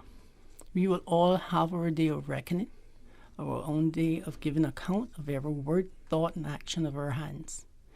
That is not where I'm going with that. But where I also do not want to go is that for the benefit of a few, for what is truly a choice, who they choose to be with, to violate my space, my cultures, my norms, my mores, my rights. I really don't want to go down that road either. And I don't think that it's right for us to go down that road, especially not without a public consultation. The legislative doesn't have to do it, but should it do it? Let's look at the topic that we have on hand. But we're looking at Section 14 as being a lex specialis. Yeah. Those are already voted on. Well, why are we changing it without a consultation with the people? So then, Ms. Katina, on Sunday evening, the invitation is for the public to join you all, and I certainly appreciate. Yeah, I see the time. Yeah. Yes, please come on out and join us on Sunday evening, 5 until 6:30 p.m. there at the Legislative Assembly for the Stand for Christian Family Values 2020. And if I can leave us with a reminder, please, that God loves us all. He sent His Son that we could have His love as a part of us and we could have eternal life. There is no murderer, no child molester, no homosexual, no thief, no drug addict, no prostitute, no on and on and on and on sinner that went that far down that the love of God couldn't bring them out. And if we are willing to live a life clean and holy before the Lord, we can do that. Listen, we can do that. One day I can come on the show and I can share my history with this country, right? Because they need to hear that God is alive. He is real. He's still in a miracle working business. He loves us, and I'm going to see the whole bunch on out by the Legislative Assembly. Sounds like a book in the making. Oh yes, listen. For transportation, 917-2985. Dwayne has that number. So does Patrick. You can call him too. Patrick. And for more information, 916-621-82. Wear a white top if you have one. If you don't have one, just wear a top. Don't come white here. top for the women and for the men, what? Listen. Tops. White t-shirt. Even the holes. and if you don't have one, come comfortably, but come. And for those of you who are registered voters and have not had the opportunity to sign the petition and choose, so please bring your voter's ID card to make the process simple, quick, easy. Next in line, please. So that's. Thank you, Ms. Katina. Thank James you. Sawyer, thank you, Mom. Thank you. God bless you. Thank God bless you. God bless bless. Caymanians. Yes, God bless the Cayman Islands. Oh, guide your deliberations Amen. as you go forward with this thing. You have a lot on your plate. And I was commenting to somebody the other day in the Bahamas, and I said, it seems that God is using the smallest places in terms of national population to stem some tides that were moving in all the wrong directions from what he said. Just eat this to small people, huh? It Cayman has, 70,000? About that, yeah. We have they say about 400,000, but most of them aren't Bahamians. There are a lot of residents and so on and so forth. And in the 2016 with the referendum, when they were trying to push this on us, Joe Biden had said to the Prime Minister of Bahamas, among others, that the Bahamas had better get on board with the same-sex marriage agenda, or else the United States would cut off trade with us. I'm serious. This is in the newspapers at home, and the Prime Minister said, and I was speaking to the pastors I was helping the pastors who said vote no. And I said, if Joe Biden wants to go down that road, if I have anything to do with it, I'll go with him. And I will ask him first, please, take your nerve gas canisters that you dumped in our waters when we were still a colony of Britain with Britain's consent. Pay us reparations plus interest. Take your naval bases out of our waters and clean up the waters that you've messed up with your chemicals and so on.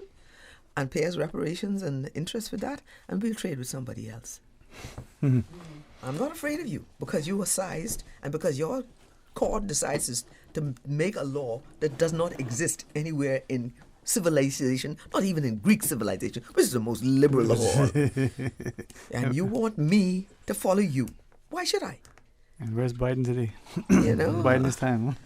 Well, now this is why I believe everything that Donald Trump said about him with the people in Ukraine. Mm-hmm. Because if he said that to us and we right next door, we speak English speaking, we're a democracy, and he's telling us that. And with regard to, why would he have done it to Ukraine? Questions, huh? Yeah. All right. James Sawyer, thank you very much, Mom. Oh, thank you. Sorry.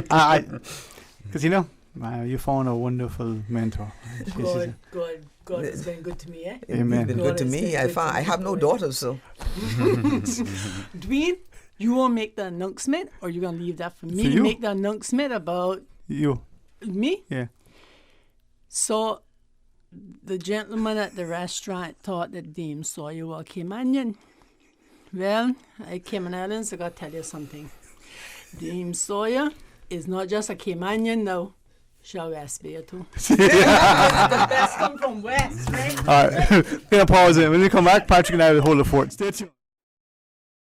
At Seaboard Marine, customers often ask us questions about their shipments. Hi, I'm thinking of buying a car from the States. Which port do you ship out of? Hi, we ship out of Miami, Houston, and Brooklyn. Just let us know your port of choice and we can provide you with a quotation and answer any questions you may have on insuring and protecting your vehicle during its journey. Shipping shore to shore, Seaboard.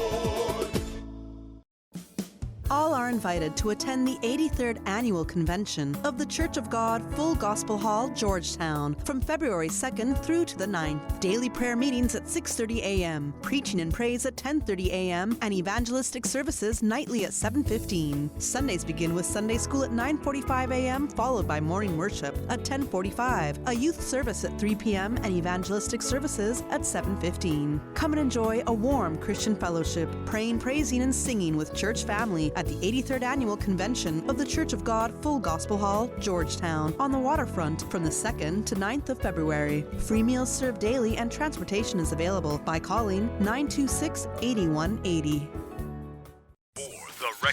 For the record, a fresh approach for information that matters to you, the people. Hear from the government, the opposition, independents, and other experts on issues and solutions that affect you. For the record. Every Monday, Wednesday, and Friday, tune into 89.9 and 93.9 FM. For the Record is brought to you by Vamped Motors, the only authorized Ford and Toyota dealership serving the Cayman Islands. K-Man Pharmacy Group, with a location in West Bay and professional pharmacy at CTMH Doctors Hospital. The K-Man Pharmacy Group has a location for you just around the corner. And Seaboard Marine, with over 35 shipping ports, find your shipping solution by calling 949-4977 or visit seaboardmarine.com for competitive rates.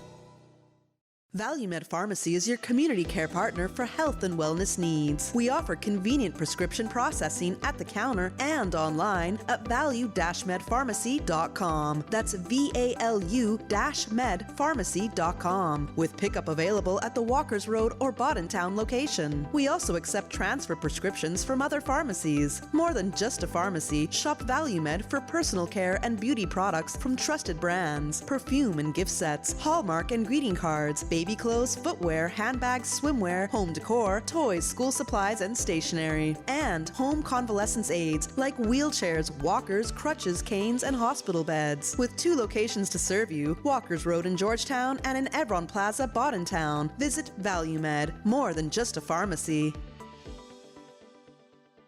The Lions Club of Grand Cayman Breakfast is back. Yes, Saturday, February 1st, starting at 7 a.m. at the Lions Community Center. Enjoy a tasty Caribbean breakfast of fried fish and fritters, liver and onions, and ackee and saltfish, starting at only $10, and help support your community. The Lions Club of Grand Cayman supports sight screening, prostate and colon cancer awareness, Miss Teen, spelling bee, and so much more. Get your Caribbean breakfast and support the Lions Club of Grand Cayman in their community efforts happening Saturday, February 1st, starting at 7 a.m. at the Lions Community Center. Do you stand for Christian family values? Do you support Caymanian democracy? If you answered yes, then join Cayman Cause in association with the Christian Association of Civics, Cayman Ministers Association, and Conference of the Seventh-day Adventists on Sunday, February the 2nd from 5 to 6:30 p.m. at the Legislative Assembly in Georgetown. Learn the truth about the recent appeals court ruling and its impact on the marriage laws and Cayman society. Speakers include the Right Honorable Dame Joan Sawyer, Mrs. Katina Anglin, along with musical performances and light refreshments. For transportation, call 917-2985 or email caymancause@gmail.com. Stand for Christian Values 2020, Sunday, February the 2nd from 5 to 6:30 p.m. at the Legislative Assembly in Georgetown. Talk today. But I do have some questions. Talk today. Cayman Islands' foremost listeners participation program. Talk today. Because there are more questions than answers. What the public is saying. Waiting to take your calls right now. Sterling Dwayne Ebanks.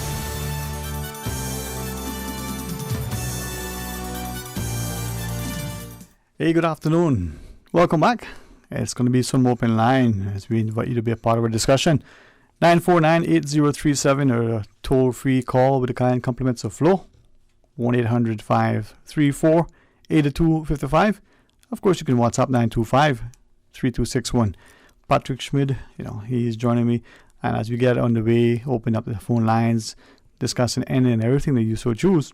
I want to say again a very, very special thanks to the Very Honorable Dame Joan Sawyer. If you've know of her, if you're familiar with her, maybe as I've come to learn, a few individuals have had what they thought, at that time was, wow, the intimidating sort of consequence, I think my friend put it, of having to be in her courtroom. A lady, remarkable wit and intellect, but thankfully incredibly fair and just. And as she sat there, it was good to see not just the humility but the integrity. And if I don't sort of relay it incorrectly, I think I recall him sharing, the not just the integrity, not just the wit, not just the humility, but the true sense of being right and being just and administering the law in such a way that it sort of epitomizes what one would expect from someone in a position of judgment, as it were. And when you hear that about people, it's really, really remarkable to see the respect that we would have for a decision that is made, not only because of the competence of the person making it, but despite if the decision doesn't go your way, the seemingly compassion, the instruction, the way you can move from it and say, okay, I did wrong, or it didn't go my way because I wasn't in the right. Nonetheless, you can respect it. So I share that perhaps on Friday evening, as we sort of leave this and knock off work, maybe we will go and do the thing that we normally do. But if that thing isn't a thing that is perhaps, helpful, maybe we will reconsider our perspective. But come Sunday evening, accept the invitation and join the others who so assembled on the Legislative Assembly, 5 p.m. And if nothing else, just get to listen to someone not only with the eloquence, not only with the humility, but with a great intellect and experience as the Right Honourable Dame Joan Sawyer. Patrick, she is an amazing lady. Yes, quite obviously, yes. Incredible lady. And once I see a small community like this having a chance to, whether it's at a conference organized by the financial sector and someone from somewhere comes and makes a presentation, but anytime there's an opportunity for our people to hear something and not to be too costly to access it. Now, with everything, the most costly sort of expense that we'll engage is our time. Absolutely. But make it worthwhile, and to go out for a couple of hours and to hear someone like that speak about something, whether you understand the issue, whether you have decided where you fall, man, it's good to be able to get a perspective that you probably otherwise would not be able to get. Right. And you met her. Inevitably, it helps open the mind, no matter what. Exactly. Yeah. And then with that's why, if you don't mind me saying, I've always appreciated that you, despite the different demands that you may have, on your day, that you give me a little bit of time, because you have an insight and an intellect. And if we can engage that, maybe the populace would be more willing to have a little banter back and forth. It doesn't mean that because you disagree with somebody that you have to be insolent or uncivilized, but it doesn't mean equally because you agree that you necessarily, I agree with him, he think I agree with him. We got to have that discussion. So what are these aspirations of yours that you're not telling us about? I mean, because that's how Oprah made it big, right? I mean, is it? No, I think she's now side on. She's a little smaller than before. Is that what you mean? I wasn't talking about that aspect of things. Actually, I believe that one should have great aspirations, not just great expectations. Right. One should be willing to seize the moment, to work hard, but not at all costs. But that's right. In the ends don't justify the means. one cannot get somewhere at the expense of others. If you get to the top by clawing and working hard and really, really being disciplined, determined, grateful to those who help you. But if you get there because you were backbiting and you were keeping people down and stomping on them, you shouldn't be there. I don't go for that. Yeah. But Agreed. for some reason, ambition was a thing that we championed, and now it seems that we look at it in a negative way. I may answer your question in a second. Maybe I'll answer it deliberately. Maybe there'll be an announcement. Actually, we can go to the phones. Hey, good afternoon and welcome. You want to talk today? Yes, good. Welcome back, sir. Good afternoon to you. Good afternoon, sir. Good afternoon. My question really wasn't answered or dealt with, but I understand the time limitations. Yes, sir. The question, if I didn't think it important, I wouldn't have asked it, because I'm sure they're going to have to deal with those issues when the government and the rest of the legislative, the parliament, which will be parliament soon, thank God, are meeting to formulate this law, this same-sex union law. They're going to have to deal with that issue also. So it's more complex than we think. And Patrick is a lawyer, so he knows what I'm saying. And I saw where he was making an attempt to clarify with the relationship that we have, much different from the Bahamas. They're politically independent. We are not. We're financially independent, but not politically at all. So the Great Britain has the power, and it seems that it'll be imminent if it wasn't for the Premier standing up with all the members of the Parliament, or Legislative Assembly as it was at the time, and deciding to challenge the Chief Justice's decision. So, but there's still looming over our heads that nuclear option that Britain can make it by edict. I always prefer the old time way of order in council now.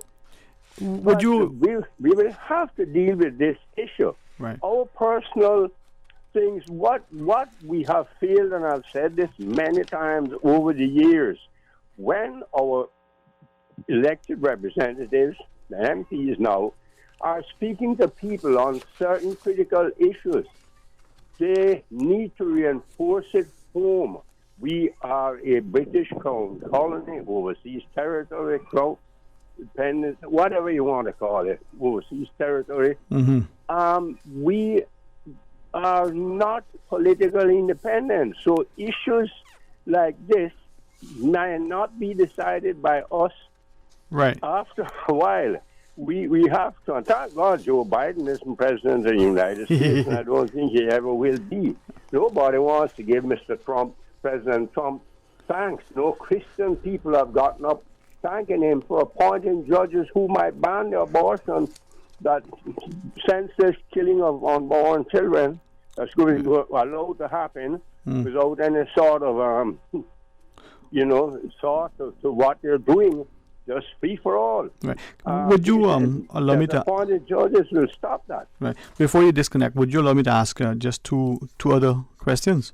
Sure. In this whole discussion, as you posed the question and it wasn't answered as you wish, your response, what should we do then? Given what's before us, if you were in a position to make the determination, what would that be? What should we do? What my position would be? Yes, sir. You're asking me to say? If you're comfortable, yes. I mean... Yes, if it had to come down to that, that it was left, the critical decision to make is I would say, well, let's prepare our people for political independence. But that will not happen. We don't have the courage, number one. We had it 6 years ago. If I may... So we can't. Just so for we have to make do with something. What we could do is carve out certain aspects of this same-sex union law that would not give people the same absolute privileges of marriage. Our marriage would become an non-entity. It would be necessary. Right. But instead of independence, or even with independence, if I may ask that, so whether we're independent or not, when we carve out these sections, what will be the outcome? What will be the position legally for all and sundry when it comes to the issue of marriage, same-sex, whatever it is? What would that be so that it'll be clearly understood by, well, even talk show hosts in the morning? We could decide that we are not going to accept that. We don't have to accept it. The people could go by a referendum. We could do it. I'm sure you'd get the answer would be, in general, no. No to same-sex marriage and so forth. This is what I'm saying. But we have to realize there is a cost. There is a cost to going politically independent. We might lose a lot of important privileges, visa privileges and so forth. Fair enough. Then, you understand what I'm Yes, saying? sir. Yes, sir. These things are a cost. Okay. People have to understand any serious issue, the crime issue, there's a serious price to pay to solve it. Right. Are we willing to take that chance? Here's the second question. We're talking about, I think we have until the 20th of February, and I promise I'm going to look more closely. There is this, I can't even call it discussion document, but there is this thing that being bantered about somewhere, but if you look hard enough, you'd find it, about some of the proposals that come forward with it relative to the Constitution. One is, as you referenced, the change of name now to call it a parliament. What? I like that. But why? If we don't have any more powers, why call it a parliament? I mean, I can get a banana tree and call it, a breadfruit tree, but I will never get breadfruits off it.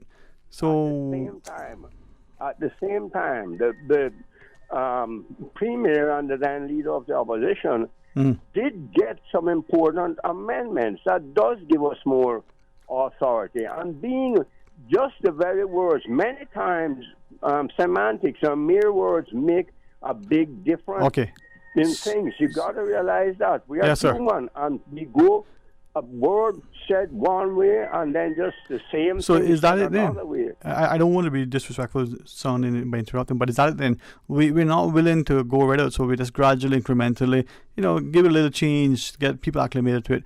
At the end of the day, if we don't have the authority and we just call it something that isn't, why not just make it what it is?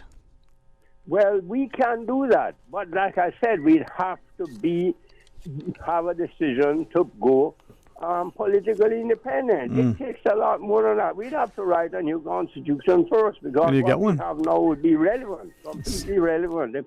They'd have to sit down and write a new constitution in preparation for that, and it would have to be agreed upon by the members of the legislative, the parliament, all of them, and then they could hash that out. Or barring what I just said a while ago, we could make that, push the button with this same-sex union thing as long as we remain in this colony. We could push it with Great Britain. As I see, we're taking those chances on amending the Constitution, which is great. On our own, you have to keep moving and pushing and pressing forward and pushing the envelope, so to speak, with the British government. And then we could make it such that, that's the reason why I mentioned about the divorce thing, that certain things would be carved out in it that would not be afforded to to same-sex union amongst, because so sir, if you pardon me for interrupting you, but if I could, I think that in summary, one way that we could look at the current changes is that the change in nomenclature, that is the change in, of the name to Parliament and so on, is a good step, because it's a testing ground effectively for what might come in the future, what may be inevitable, and I think that's a fair thing to say, wouldn't you? Yes, that's my point I was making about nomenclature. It does have an effect. And what I'm saying is that if we have to do this same-sex union thing, which it seems they're going to have to do it, we could carve out certain things in the law, push it, that it would not be absolutely equivalent to marriage as we now know it, and as 99% of us accept it to be, that it must be between man and woman. We could carve out certain aspects of the law. You're a lawyer, and you know what the law, we can do certain things to adjust certain things, that you don't make it absolutely equal. Right. Otherwise, marriage will become irrelevant. What does it say? Some men are critical and some are more equal than others. Respectfully, sir, I publicly apologize to Miss Susan. She's been telling us the break. We got a news break. That can wait. No, it can't. We're going to the break now. When we come back. Today's biggest news. Radio Cayman. It's only two species that we have, on Ireland. Generations present. Your voice, your choice. For today's biggest news. Access.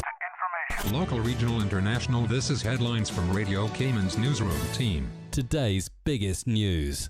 Lawmakers worked late into the night on Thursday to power through a suite of financial services bills designed to keep Cayman's offshore jurisdiction in line with international standards. Financial Services Minister, the Honorable Tara Rivers, tabled the Private Funds Bill 2020, which seeks to balance the need for commercial efficiency as well as investors' desire for transparency. The Private Funds Bill, along with the Mutual Funds Bill, which was also tabled on Thursday, will ensure Cayman remains, quote, the preeminent jurisdiction for investment funds.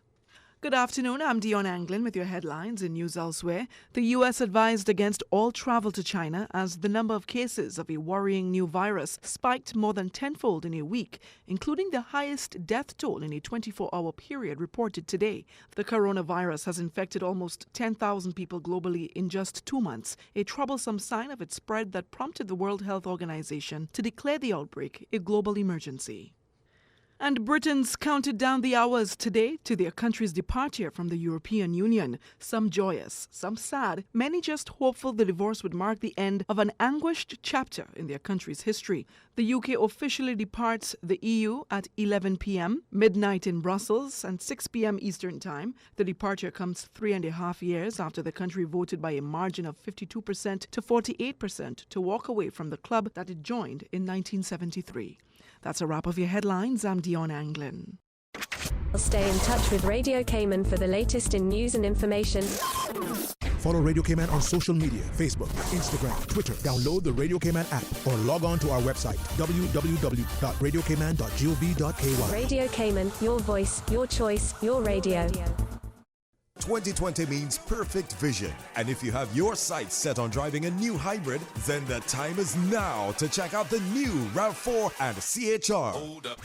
Just two of the many hybrid models that Vamped is bringing to Cayman. Whether you're looking for a smoother and quieter way of driving or want a car that maximizes fuel efficiency while minimizing emissions, there are lots of ways a new hybrid from Vamped can make the difference in your life. Hybrids save fuel, run cleaner, reduce CO2 emissions, and even recharge their batteries without being plugged in. So focus your 2020 vision on a new hybrid from Vamped Motors, and we will see you through. Come to Vamped, home of the hybrid, located on Walkers Road. Talk today. But I do have some questions. Talk today. Cayman Islands' foremost listeners participation program. Talk today. Because there are more questions than answers. What the public is saying. Waiting to take your calls right now. Sterling Dwayne Ebanks.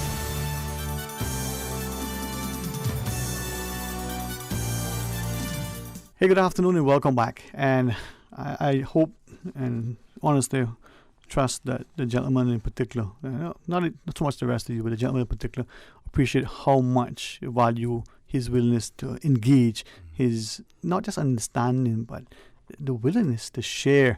And I know Miss Susan sometimes, she's like, well, good thing that you from West Bay because we know you special. The newsbreak is up. What are you saying? But I want to, make sure that we get a chance to chat with the caller to get his points in and maybe get back and forth. And not that we don't value the time or value the advertisers, but sometimes I kind of forget, that can wait. No, it can't. We should be on time. And we were a little bit late for the news and whatever. So this is the announcement then? This is the announcement that you had promised. Okay. Yeah. From now on, we will be on time. Maybe. But to the caller's point, the idea that these incremental changes, perhaps eventually, more than semantics now, I'm not, well, let me put it this way. Let me rephrase that before I change it.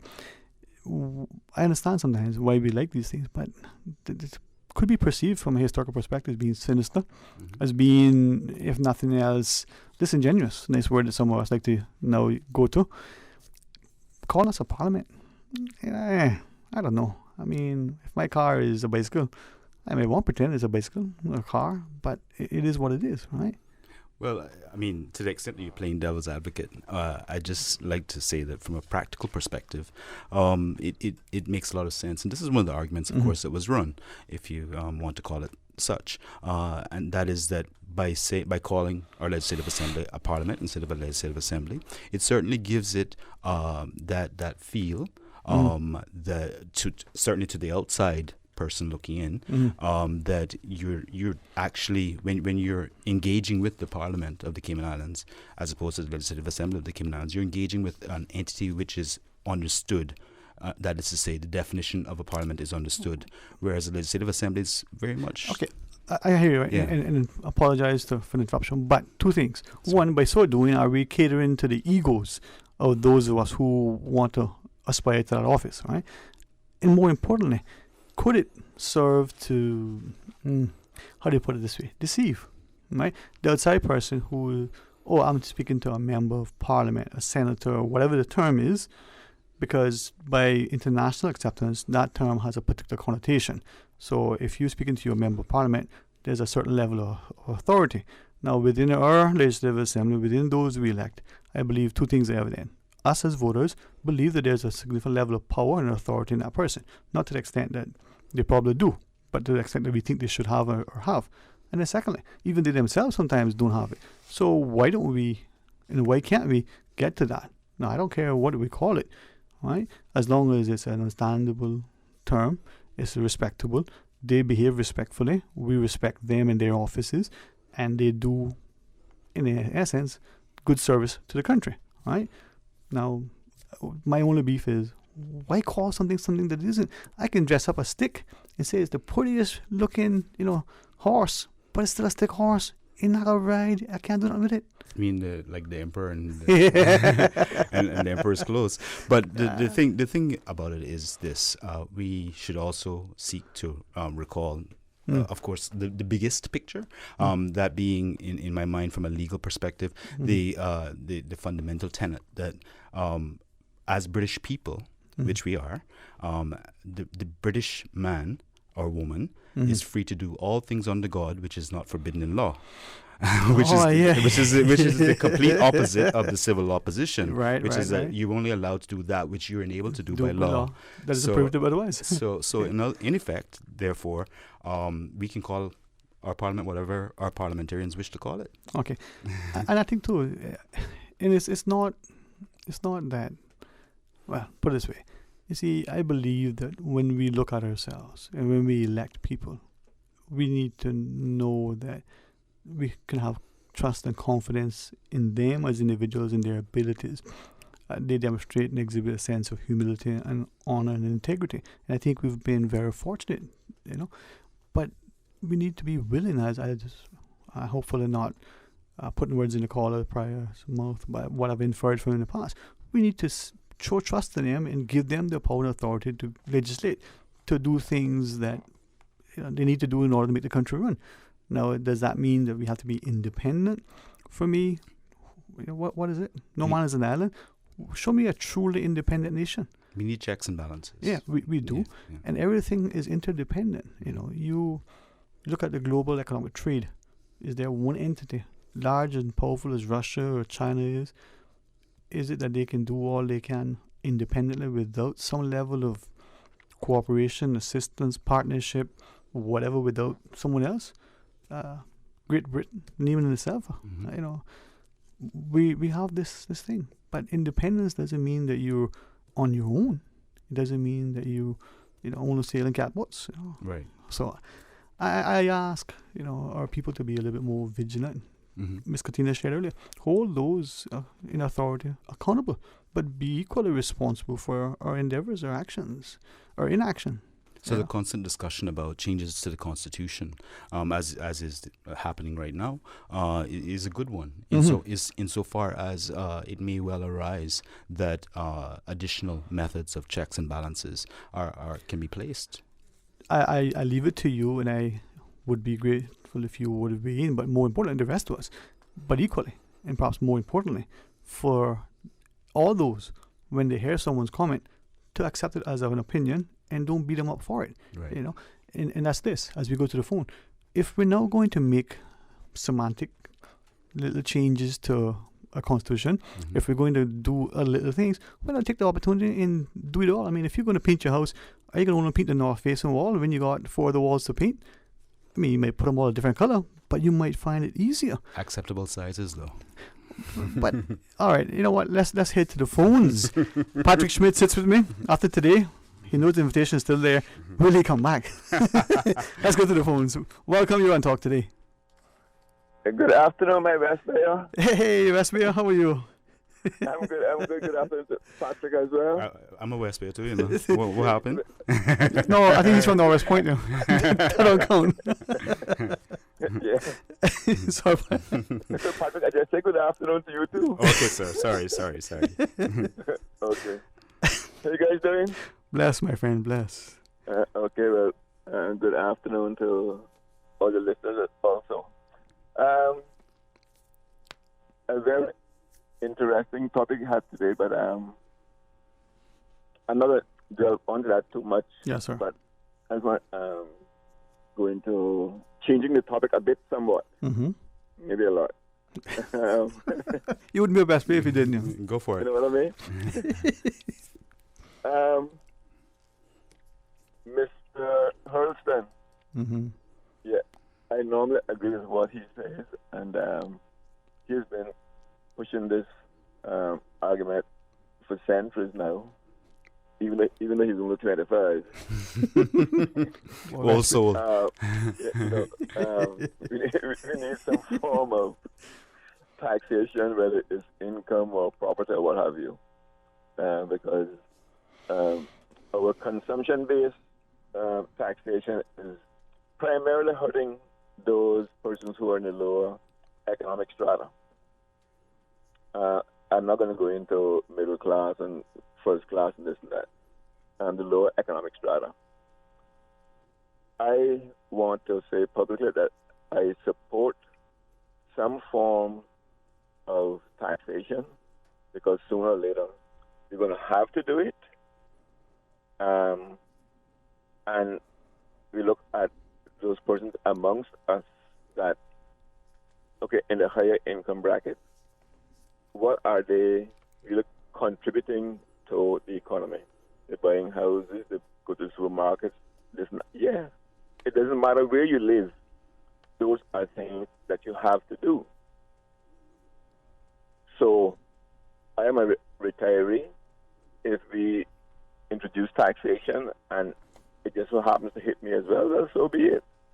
But at the end of the day, us Caymanians, and that's who we have to protect more than anybody else, the Caymanians, we have to get a better shake of the economic strata, the economic, quote-unquote, miracle that has happened within these islands. Sir, if I may just ask you something right there. I agree with you with that general statement that you just made, and I think that as I think about the various types of taxation that we actually have, albeit that it's called indirect taxation, by and large it is a tax which is more burdensome to the poorer person in terms of income, obviously. But there is an exception to that, which comes in the form of the duties levied on the importation of vehicles, whereby the more expensive the vehicle, the higher the duty level. And so I'm just wondering if there are ways in which we can introduce better progressive taxation, such as it, rather than having so many forms of regressive taxation without it being direct taxation. Yes, because I'll give it a fairly good example. Those of us who live in a private house versus, let's say, a condo. Let's take those condos primarily along 7 Mile Beach, where you have the highest stamp duty when you're transporting property. Okay? But one stop at some of those condos, let's say a condo with 20 units, the garbage truck, as we know it, can make one stop and collect the garbage from 20 quote-unquote houses. Mm-hmm.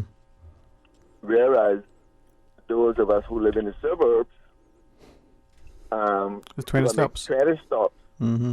So it is more uneconomical for them to service us. But they charge a house probably less than they charge the condos. it's more economical for them to service the condos. I think the cost has been removed altogether for the housing, hasn't it? Yes, and see what happened now? They put 2% tax on the import duty. Now somebody who's earning $5,000-$10,000 a month is much more able to pay that 2% than someone who's only earning $200 a week. Right, but they've increased it by 2%, but that's a 10% increase. But they still got to pay that 2% increase on the import duty. Now, I think it would be very informative to see what would happen if you, I don't know, I'm just using a figure, 1%, 2%, take off that 2% of the import duty and add that onto someone making over X amount of dollars a month. I say, I'm a retiree. If I happen to fall in that bracket, so be it. But will, at the end of the day, a lot of those persons who are less fortunate than myself and others, will they get a fair shake? Because this quote-unquote economic theory that all a rising tide lifts all ships is BS. They trickle down economics, huh? Yeah, because if so, what is it now that the number of persons who go into the NAU or who the Feed Our Future and the other Meals on Wheels, they can't keep up with the number of persons that they have to, quote unquote, not supply, yeah. So I think the time, well, I mean, nothing sort of happens before its time, but sooner than later, we will have some form of taxation. So, sir, why do you think that we don't currently have that political will, it seems, for that type of program to be introduced? Patrick, it's timing. 10 years ago, if you spoke about Cayman going independent, there is no way that you would be elected. Right. That was a really, really dirty word. A lot of people got in and out because of their support or lack thereof for independence. The same with taxation. But when enough people get up and say, okay, it's time for us to get a fairer shake of this quote-unquote economic miracle, until that happens, the status quo will remain. Does that answer your question? Yes, sir. Okay. And yes. All right. Go ahead. All right. Thank you very much, sir. Anything else you want to share? Yeah, but I'll leave it for another day. Okay, man. Thank you so much. But we definitely need to catch up. Thanks very much, all right? Okay, you guys have a great weekend. You too, sir. You too. And we've got one final break, a call to take, and WhatsApp to listen to, pizza to eat, chocolate to share. Hey, it's on a Friday. Stay tuned for Talk Today. Every Saturday morning at 9. Bob, you got to come round this plane. See my box down there with my parrot and rabbits. Right here on Radio Cayman. In Cayman, we are surrounded by water and make our living by farming the sea. Come join us as we proudly present Caymanian Stories. Caymanian Stories is brought to you by Exquisite Edibles. Call 917-5538 to place your cupcake order today. Exquisite Edibles, making life's occasions a little bit sweeter. Your Radio Cayman 6 p.m. news, Monday through Friday, is brought to you by Logic, your life connected. For the health of it, Radio Cayman's premier health show is brought to you by Healthcare Pharmacy, the Cayman Islands Civil Service Association, Holy Cross Hospital, Cayman Fertility Center, and EatingClean.com. This is For the Health of It with Tara Bush. Talk today. But I do have some questions. Talk today. Cayman Islands' foremost listeners participation program. Talk today. Because there are more questions than answers. What the public is saying. Waiting to take your calls right now. Sterling Dwayne Ebanks.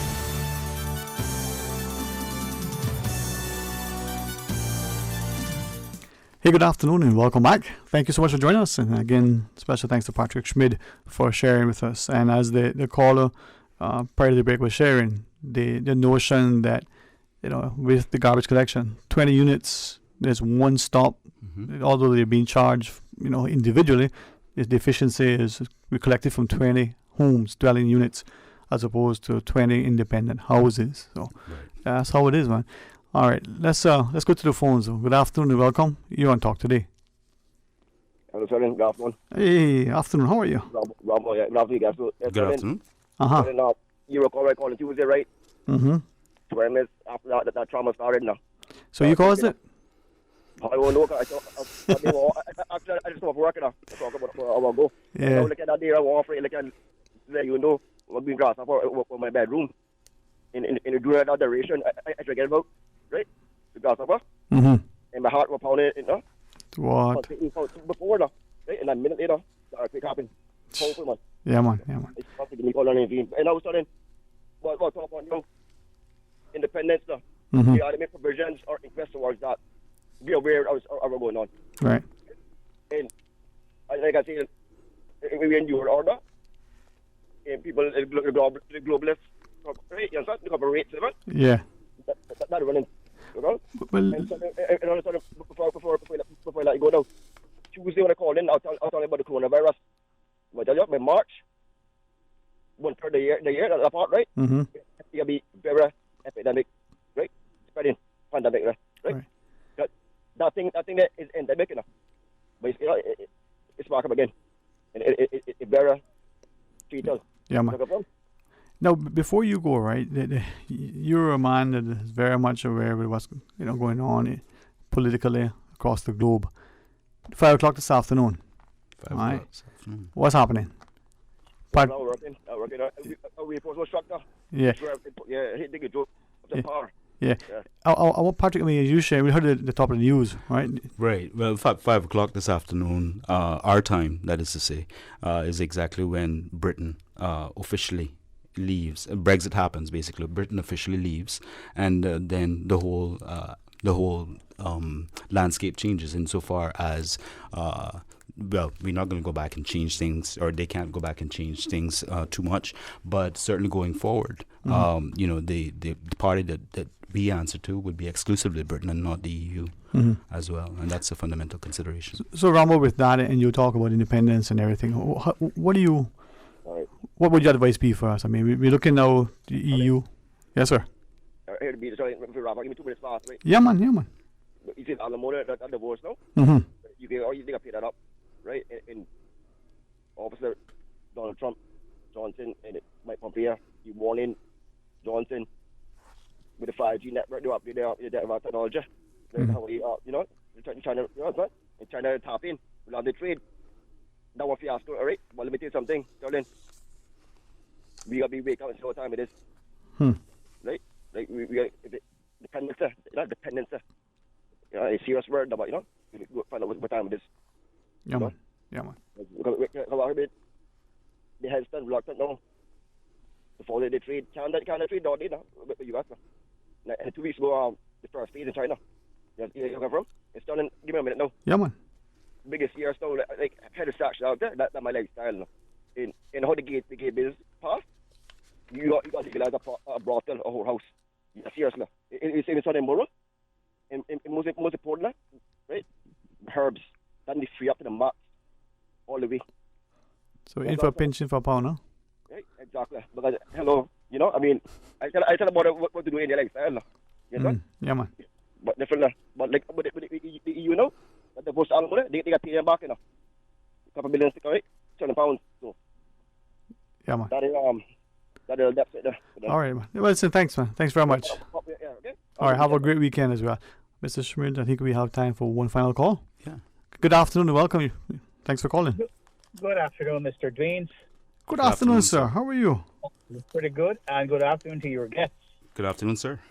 Mr. Smith. Yes, sir. You were talking about all of these things. Dwayne, do you know what country they have touted as to be the most desirable country to live in the world now? Besides West Bay? Sorry. Man, my friends gonna say to me, suppose it depends on who's asking. Yeah. Which one of the was it one of the Nordic countries? Which one is it? Norway. Norway, yeah. Yes, they say it's up. And you know how they achieve that status in the world, where the citizens are happy and most everybody has a great standard of living, life, and equal across the board. Well, I'm going to introduce you to you know a man called John Kenneth Galbraith? Yes, sir. A great economist, huh? Go back and start reading his stuff all the stuff that he did in the 1970s and 80s. Mm-hmm. One of his great books is called The Affluent Society, and another one is called The New Industrial State. And read those books, and then after you read them, read Noam Chomsky's articles on the value of education, and then read them, because I think they are very relevant. Because in the society in which we live, and in the part of the world which we live, these parts of the world are still pioneer states.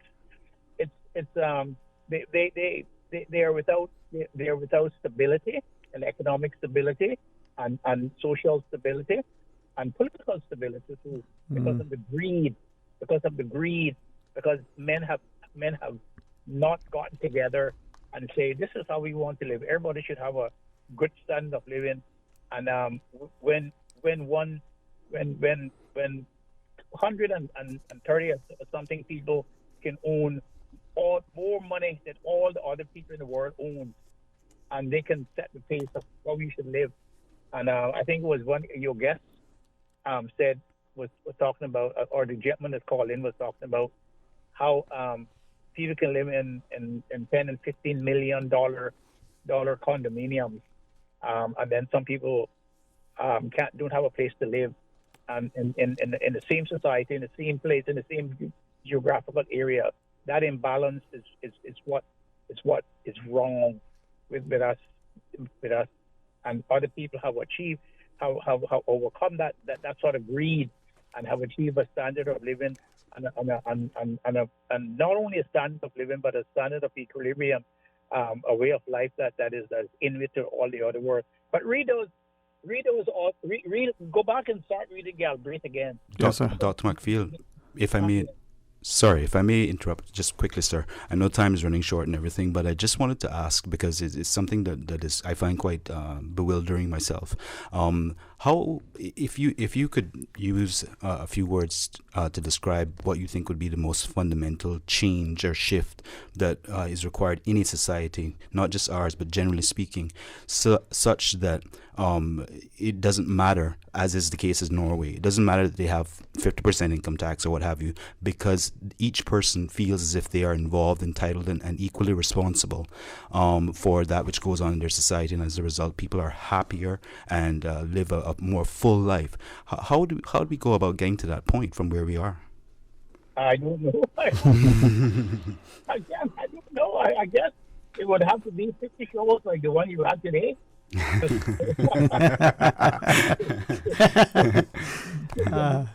that.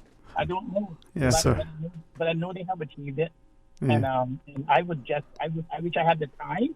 That means a lot of years ahead, that I would go and study their systems and see what, and that's what we should be doing. But that's what we should be doing. That's what you guys should do.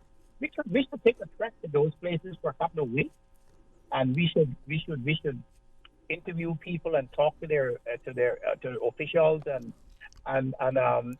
map out their journey, how they got there, and then try to come back here and then try to convince people and that that's a better way of life. think that's what we should be doing now. So education then, sounds like. Exactly. Education. Yeah, man.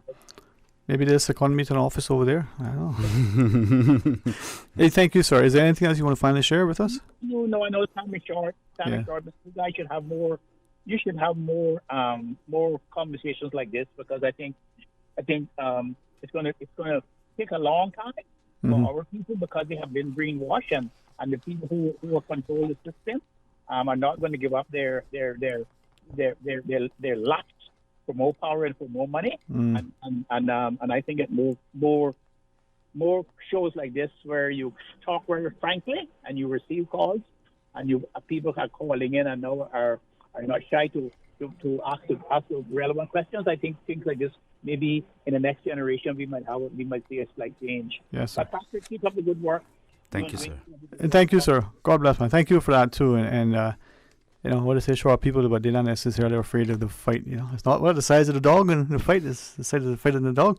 That's right. Boy, that's why I came back breed good dogs. No, but people like Dr. Mayfield, we have some great people, and I think we just need to be. We're very fortunate that way. Yes. Yeah, and be respectful of who we are and what we want, and be willing to stand in the gap. You know, I know there are gonna be a few people who maybe. You know, for my own protection, may come private and share certain things, maybe because they just, you know, see an easy avenue, will come in and want to beat you up. But that's all right. You know what I mean? My dad say, put on the gloves and go in the ring, man. Make it 12 rounds, you know, knock them out. All right.